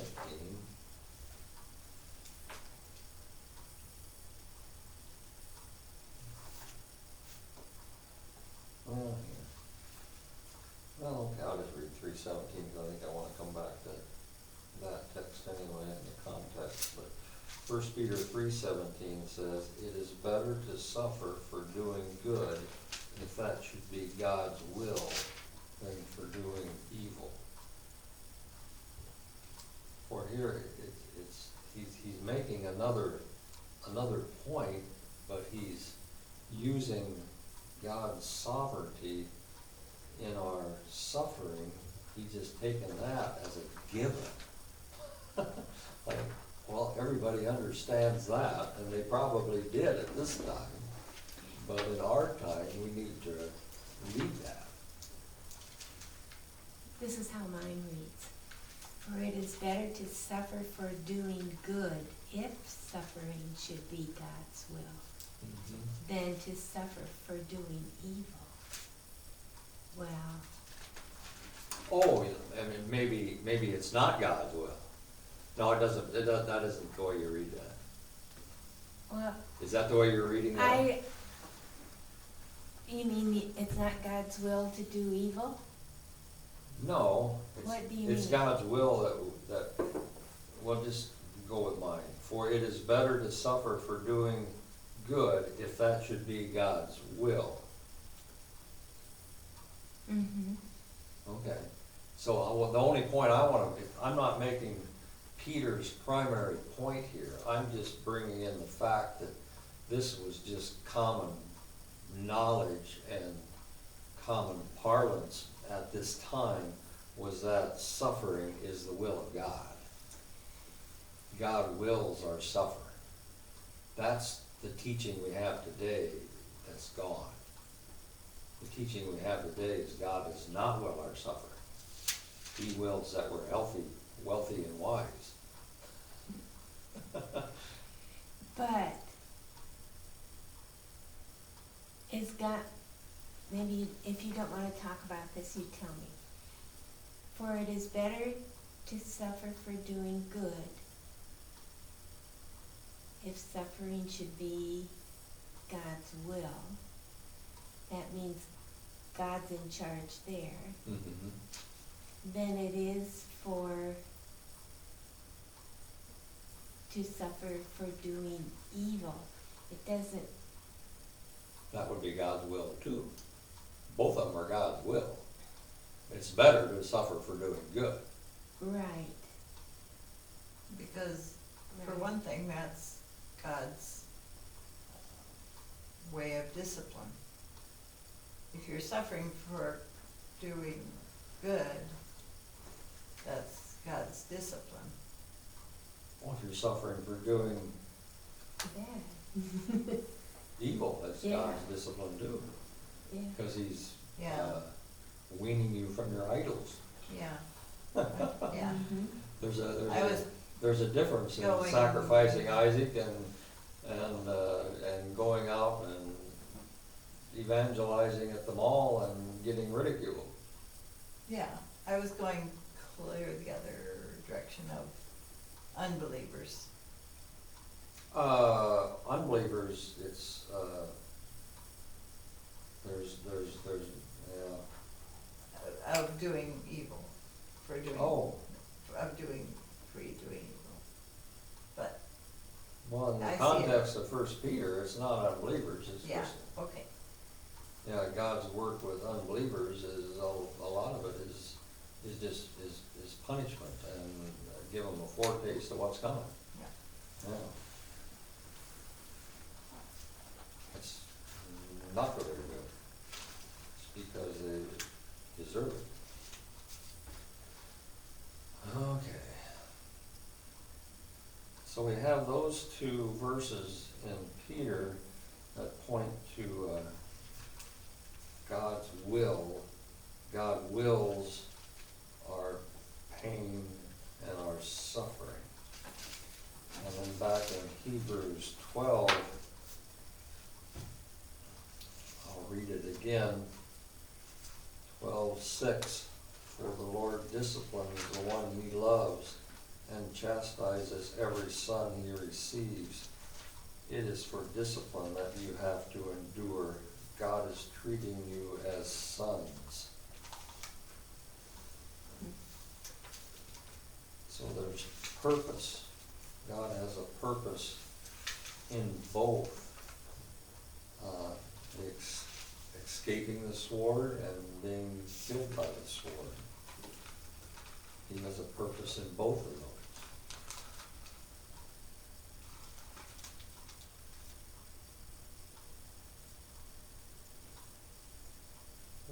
Probably about the clearest story in the Old Testament that illustrates that to me is the story of Joseph in Genesis and his brothers,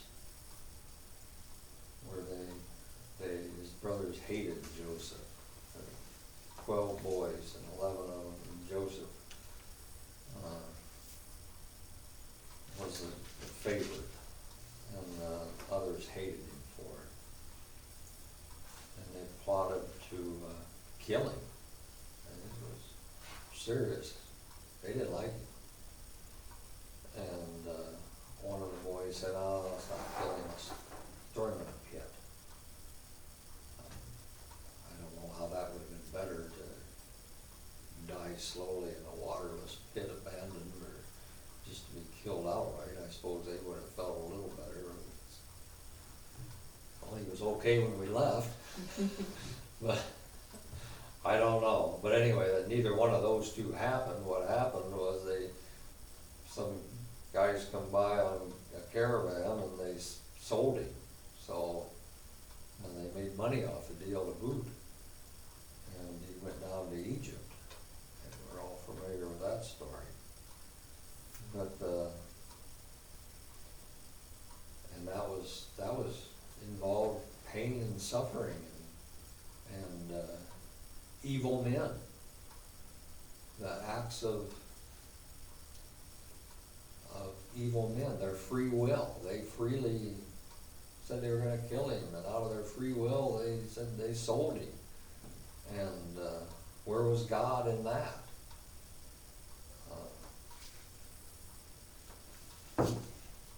Well, he tells us in Genesis 45, 4 and 5.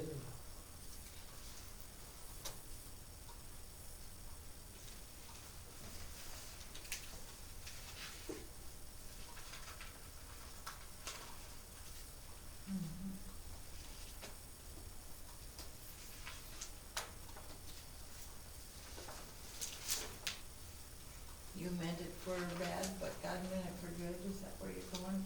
No, I'm going here earlier where he reveals himself to his brothers, and they came near to him And he says, Joseph says, I am your brother Joseph, whom you sold into Egypt.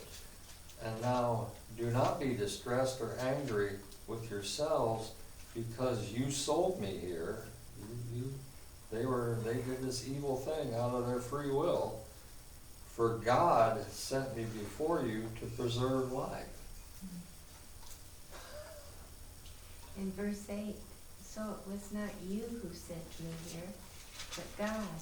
Yeah. He has made me a father to Pharaoh and lord of all his house and ruler over all the land of Egypt. Yeah. So those boys acted of their own free will and did evil, but it was God acting through them to do good. And the interesting thing is, it's their good, the ones who are doing the evil. It wasn't just Joseph, it was the whole clan. Or the whole clan and Yeah. all of his people. Well, that's the whole clan. That's the There's whole clan. 70 some of them Oh, when they went okay. down to Egypt at this time. Okay. There weren't a lot of them. There was quite a few. But it's interesting that, and so that is a paradigm of how God acts. He uses man's so-called free will for his purposes. He purposes it. So what they meant for evil, well, I'll just read it. That's what Carolyn was referring to at the beginning there. And that is in Genesis 50, 18 through 20. And it comes to after they go down to Egypt and Jacob dies and his brothers come to Joseph because they're afraid now that the old man's dead that he's gonna enact vengeance and kill us. And his brothers also, in verses 18, it said, his brothers also came and fell down before him and said, behold, we are your servants. But Joseph said to them, do not fear, for am I in the place of God? As for you, you meant evil against me, but God meant it for good. And that in the Hebrew, the word for evil is ra, R-A, and it means evil. And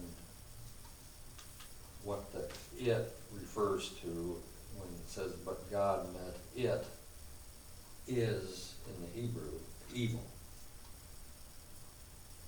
For as for you, you meant evil against me, but God meant evil for good, that evil for good. So, you can't tell me that God does not order our suffering and pain, that God does not will our suffering and pain. He does. The Bible is clear on that. God does not limit himself for some so-called higher good of man's free will.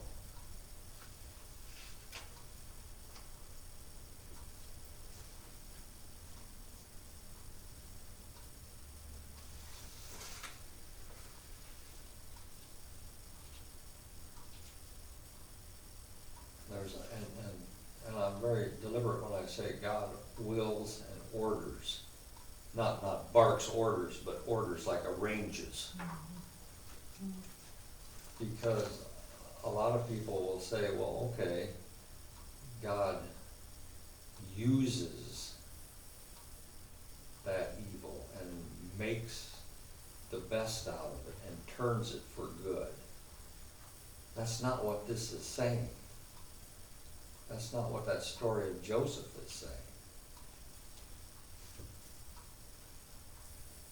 A lot of people will allow that God can bring good out of evil.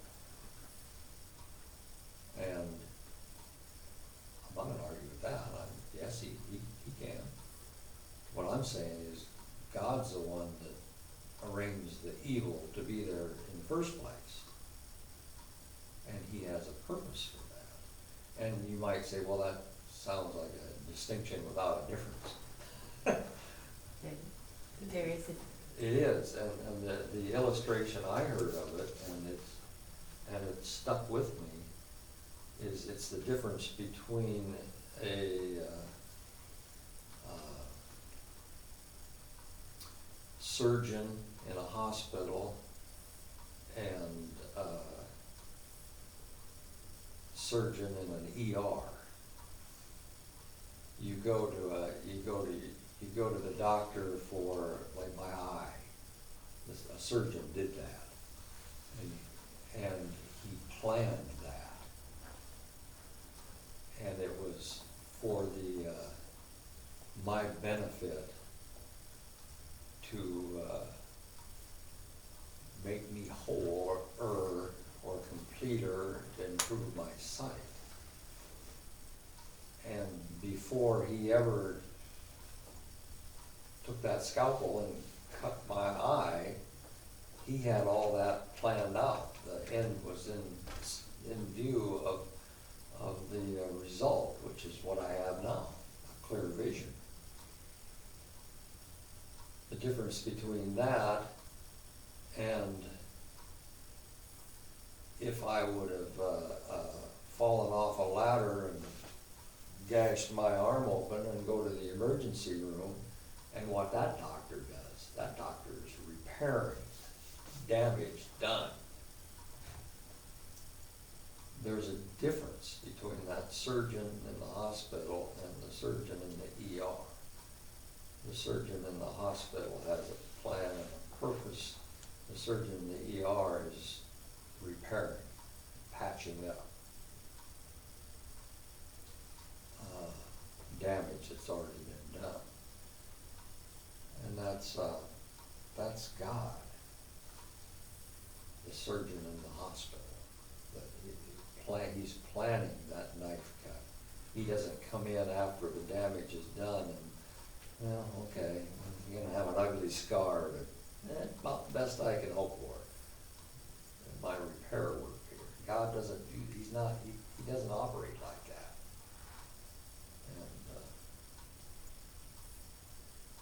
And that was a powerful illustration for me, and brought it home to me, and maybe it doesn't work for you, but God is the one who wills and orders our sorrow and pain.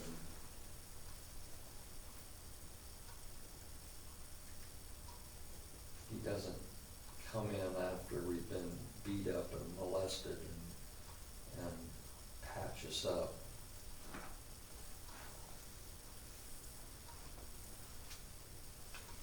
He has a purpose in the whole thing.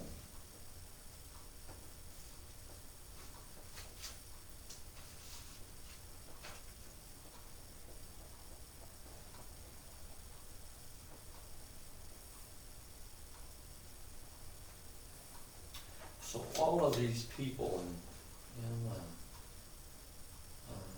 all of these ordinary people, I need to emphasize that again. We don't want to stray far from that.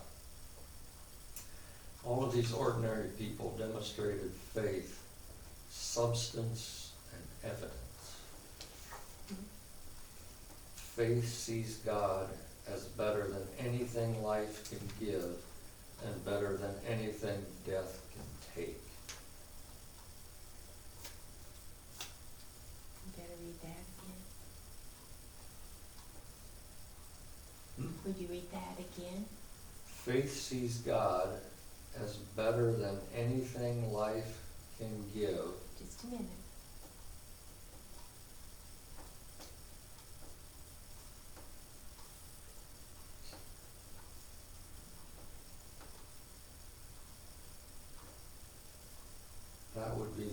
illustration of all those people who were delivered and conquered and all the things life can give. That was by faith. They saw God as they looked for the reward. They looked for a city that has foundations, whose founder and builder is God. So faith sees God as better than anything life can give and better than anything death can take. That's that second group we saw that were tortured by faith.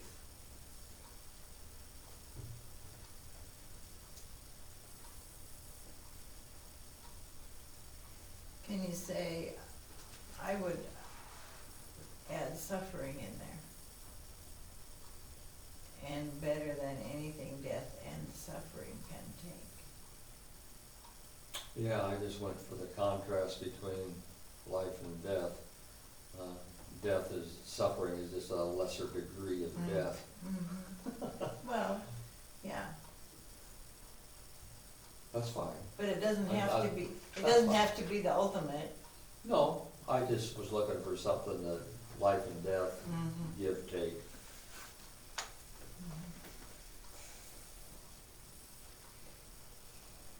Okay. Then there's this one section here I want to bring out yet in 37 and 38.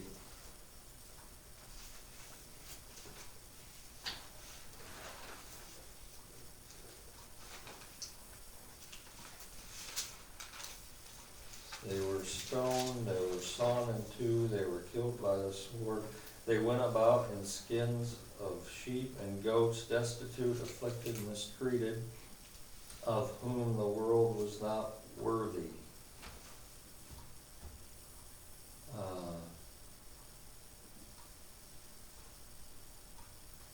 As with a lot of biblical truth, the reality of things is not what the world perceives.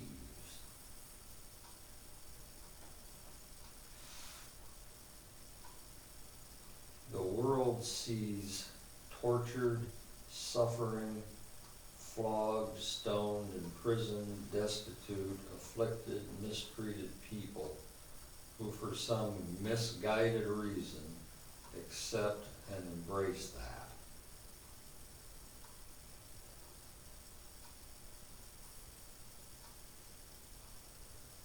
And it says that the world is not worthy.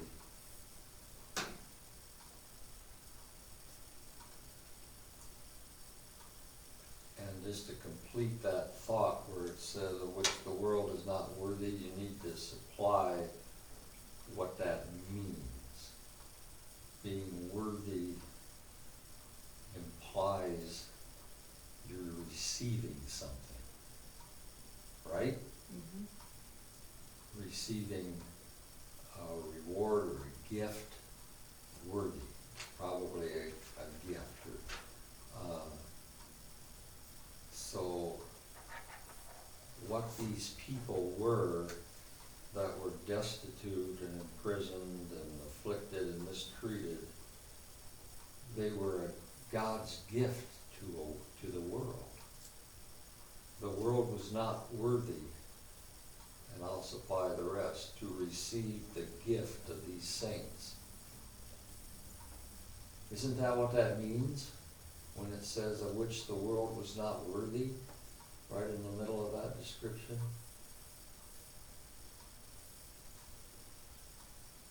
The reality, see, I said that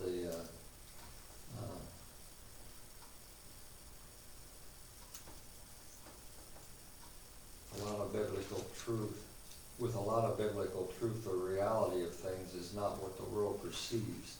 The reality is they were a gift from God as witnesses to the unbelieving world of God's value. They suffered, they died, they were tortured for their belief, their faith in God, their belief that that God was better than anything that they were a witness. The reality is they were a gift from God A as gift, witnesses to the unbelieving world of God's values.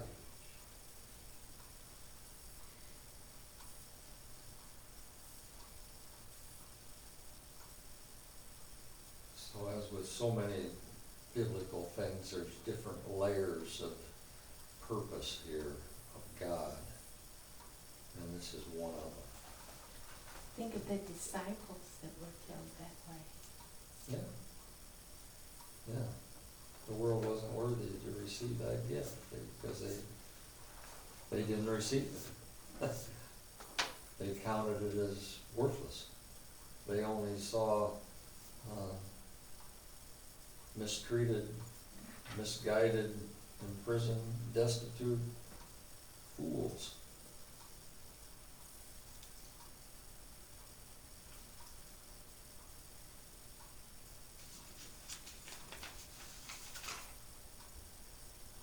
But some people see that, but they're not people of the world. They're God's people.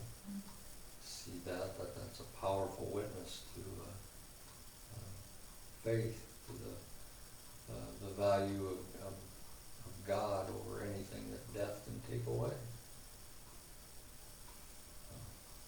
Whether we live or die, we are God's. Romans 12. That's the scripture my father died with not too long ago.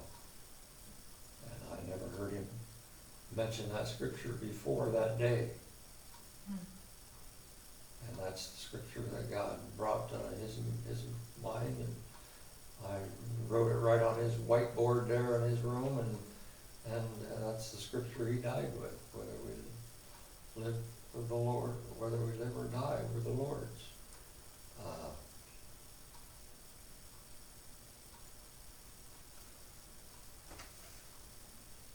Romans 12, what? I don't remember.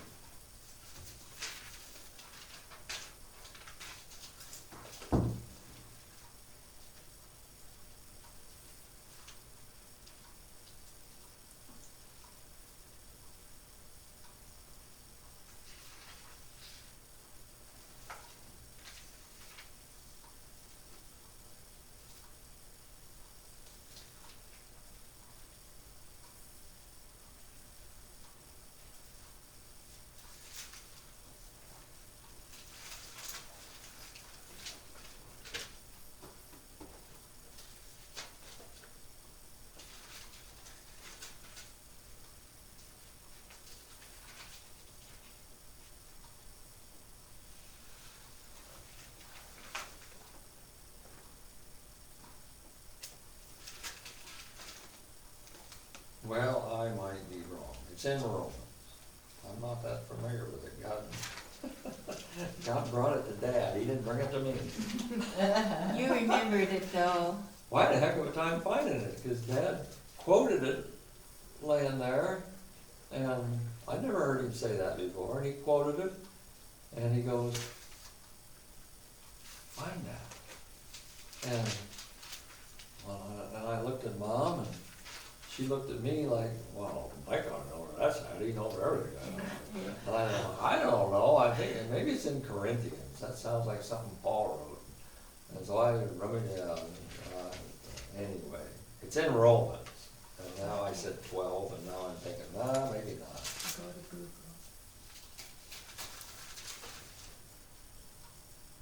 When was it that your dad passed away? December? Yeah. Because I wrote it down then, you mentioned it then.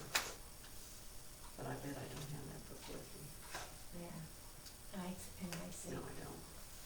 It's on his, little pamphlet, yeah, that I see. Oh, that's kind of funny. But anyway, I'm glad when God humbles me sometimes like that. I'm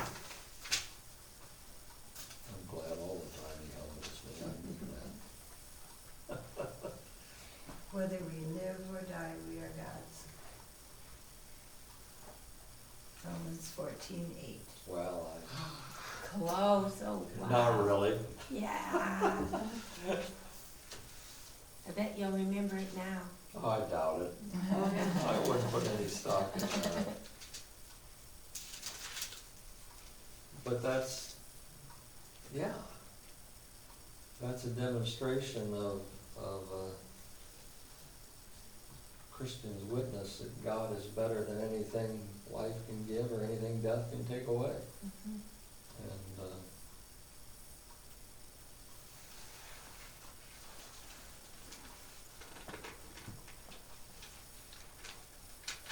do we live like that? Do we live as people in sheepskins and living in holes in the ground because that's our lot and we're happy and we're satisfied in all God is for us? Do you live like that? And when we do live like that, when we go back to 1 Peter, like I said I was gonna do,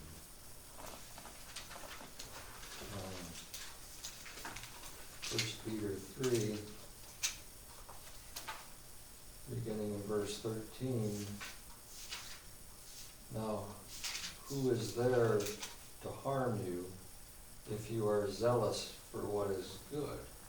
But even if you should suffer for righteousness' sakes, you will be blessed. Have no fear of them, nor be troubled. But in your hearts regard Christ, the Lord, as holy, always being prepared to make a defense for anyone who asks you for a reason for the hope that is in you. Yet do it with gentleness and respect.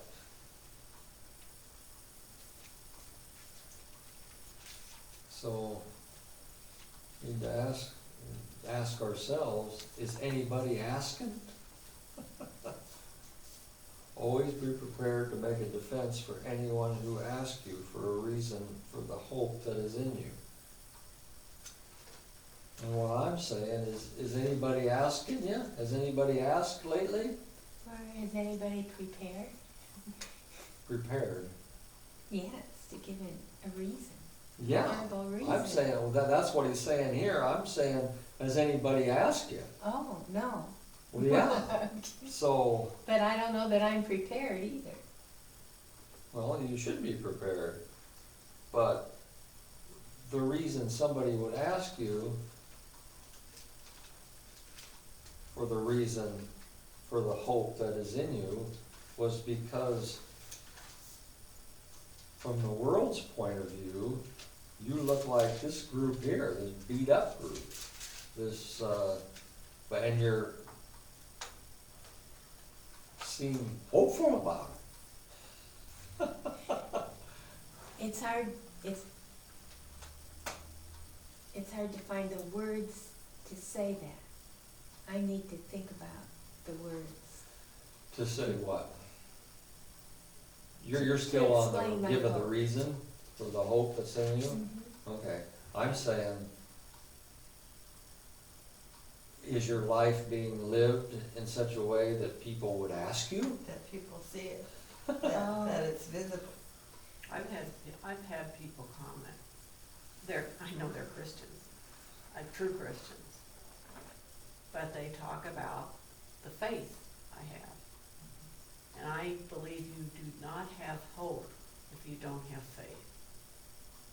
Faith is what gives you hope. I had the opportunity, I don't know if she was really listening to what I was saying, but Carissa had that young gal, she's in her 40s, I think.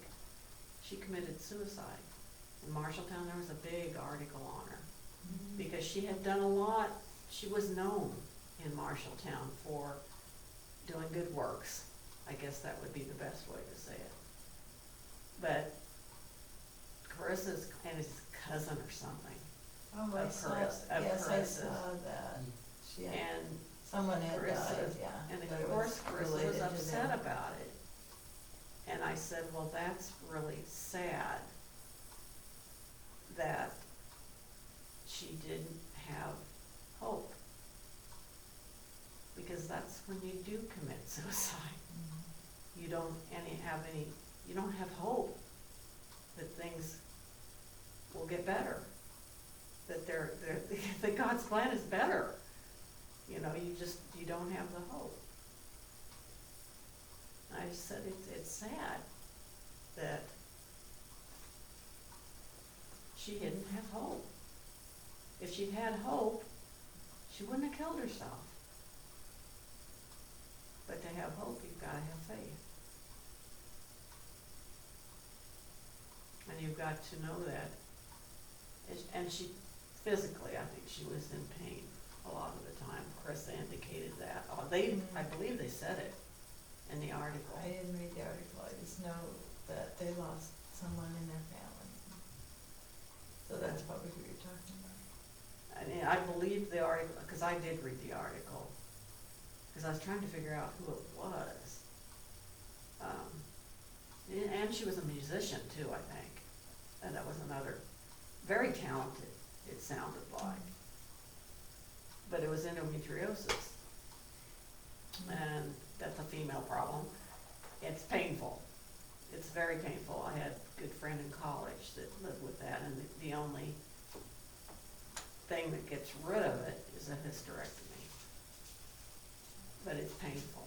It's very painful. I watched her just being curled up, hurting, because that's what it does. But anyway, that's suffering. That's definitely suffering, a physical form of suffering.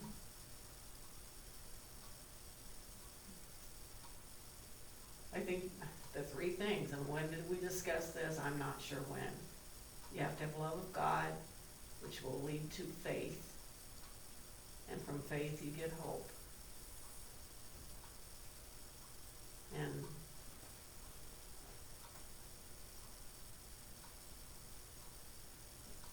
what I've had is comments that they use the word admire your faith. And I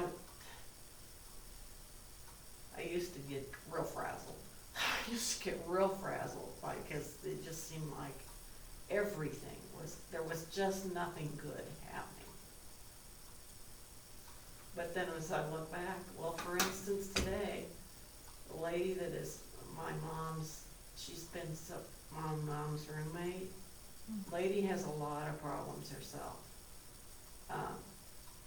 She wants to be in a different room. And she's wanted that for a long time. Well, she could not force my mom out. She wants to be in a room that's got the window that looks out on the pond. And because my mom was placed in there before she got placed there. She'd been there before, but when she came back this last time, they couldn't force my mom to move. And I don't want my mom moved just for the fact that I don't want her changed, because change is so hard on somebody like my mom. Not that it would upset her, even though she doesn't even really know where her room is now. But so I said, no, I'm not gonna do that. I am not gonna move my mom. Well, somebody died that had a window, and Joe's so excited she was moving there, and I'm thinking, oh, well, she did look out for my mom, and all the problems that she's had, she looked out for my mom.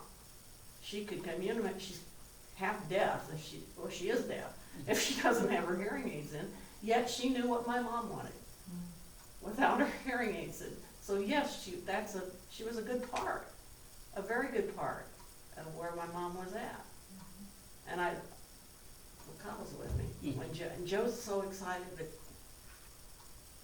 having seen the ups and downs of Joe, she's gonna get unhappy probably with the next lady, and that lady probably isn't gonna wanna move either, and she's been there.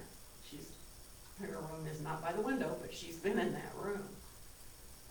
But I look at it as, there's another door opening. There is another door opening with that happening. And something good will come of it. I just know it. And someday maybe I'll be able to say this is what the good thing that came of that. But I have faith, something good will come of it. I hope it makes Joe happy. I do pray that it makes Joe happier. Doors open, doors close. If you have faith, you know it's for the good. You just know it. That's what faith is. Yeah. And do we live it so that people see that as unbelievers see that as out of the ordinary, recognize that as something out of the ordinary? And maybe ask, well, what's the reason for that in you? That's what I was saying there at the end.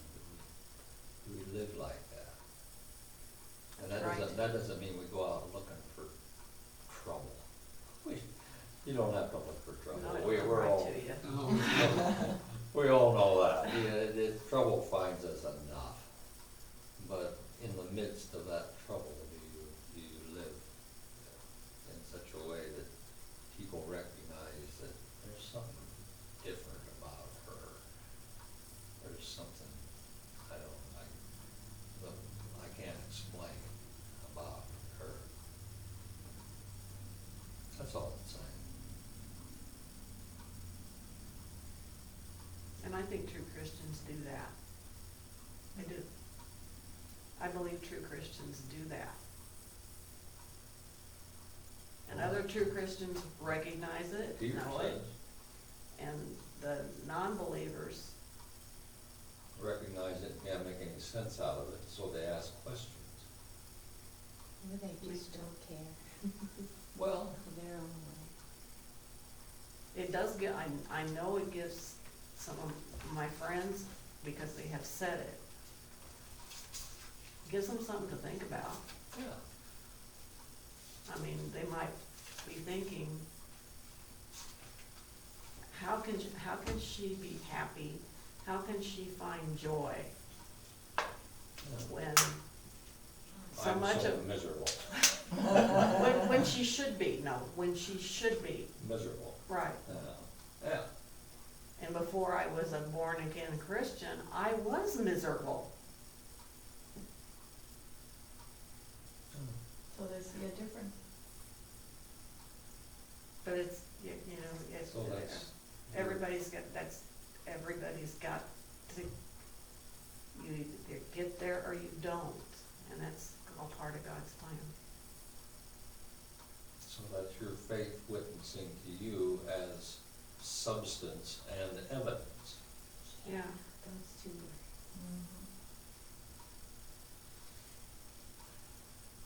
And it also gets to the point where, like with Joe, I do wonder what door is going to open. And maybe I won't live long enough on this earth to find it, but I will recognize it, and I didn't used to do that.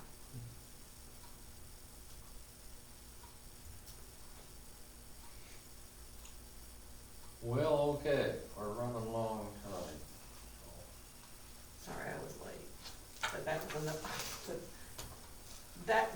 the finding out about Joe was kinda like, oh, you know. You want me to hit that softball out of the park, or just leave it hang there? There's just a whole lot of doors that got closed this Teasing weekend. you, Debbie. I know it, So. but I didn't used to be, I would've just been frantic. You know, before, I would've just been frantic about it, not be able to sleep at night. I'll witness some of that.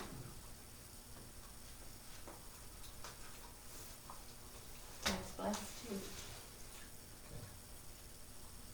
too. Well, let's have a prayer and send us home. God, thank you for working amongst us tonight.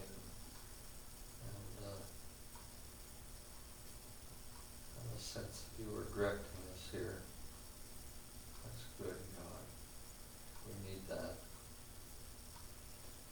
You know we need it. How we do too. Humble us as you see fit. Discipline us for our good. We're going to trust you, God. Because we know that you are good. And that you love each one of us. And that whatever you do, ultimately for our good and your glory. All of it bought by your Son, Jesus. Thank you for him. Thank you for that gift. That gift that we certainly aren't worthy of. That gift also made us worthy. Thank you, God. Amen. Amen. Amen. Next week, I'm going to be with my daughter and son-in-law in Oklahoma. So I won't be here. Eventually. Well, you have a great time. Oh, we have our big machine gun shoot down in Oklahoma this weekend. Oh, where at in Oklahoma? The Wyandotte Indian Reservation, Where's that at? Where's that close? Where's that close to? northeast corner. Okay.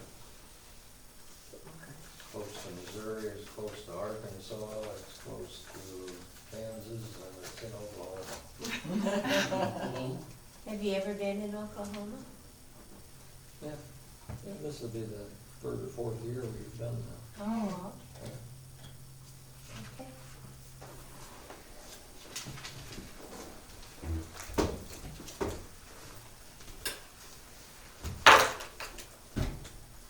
Carolyn, do you still have that laminating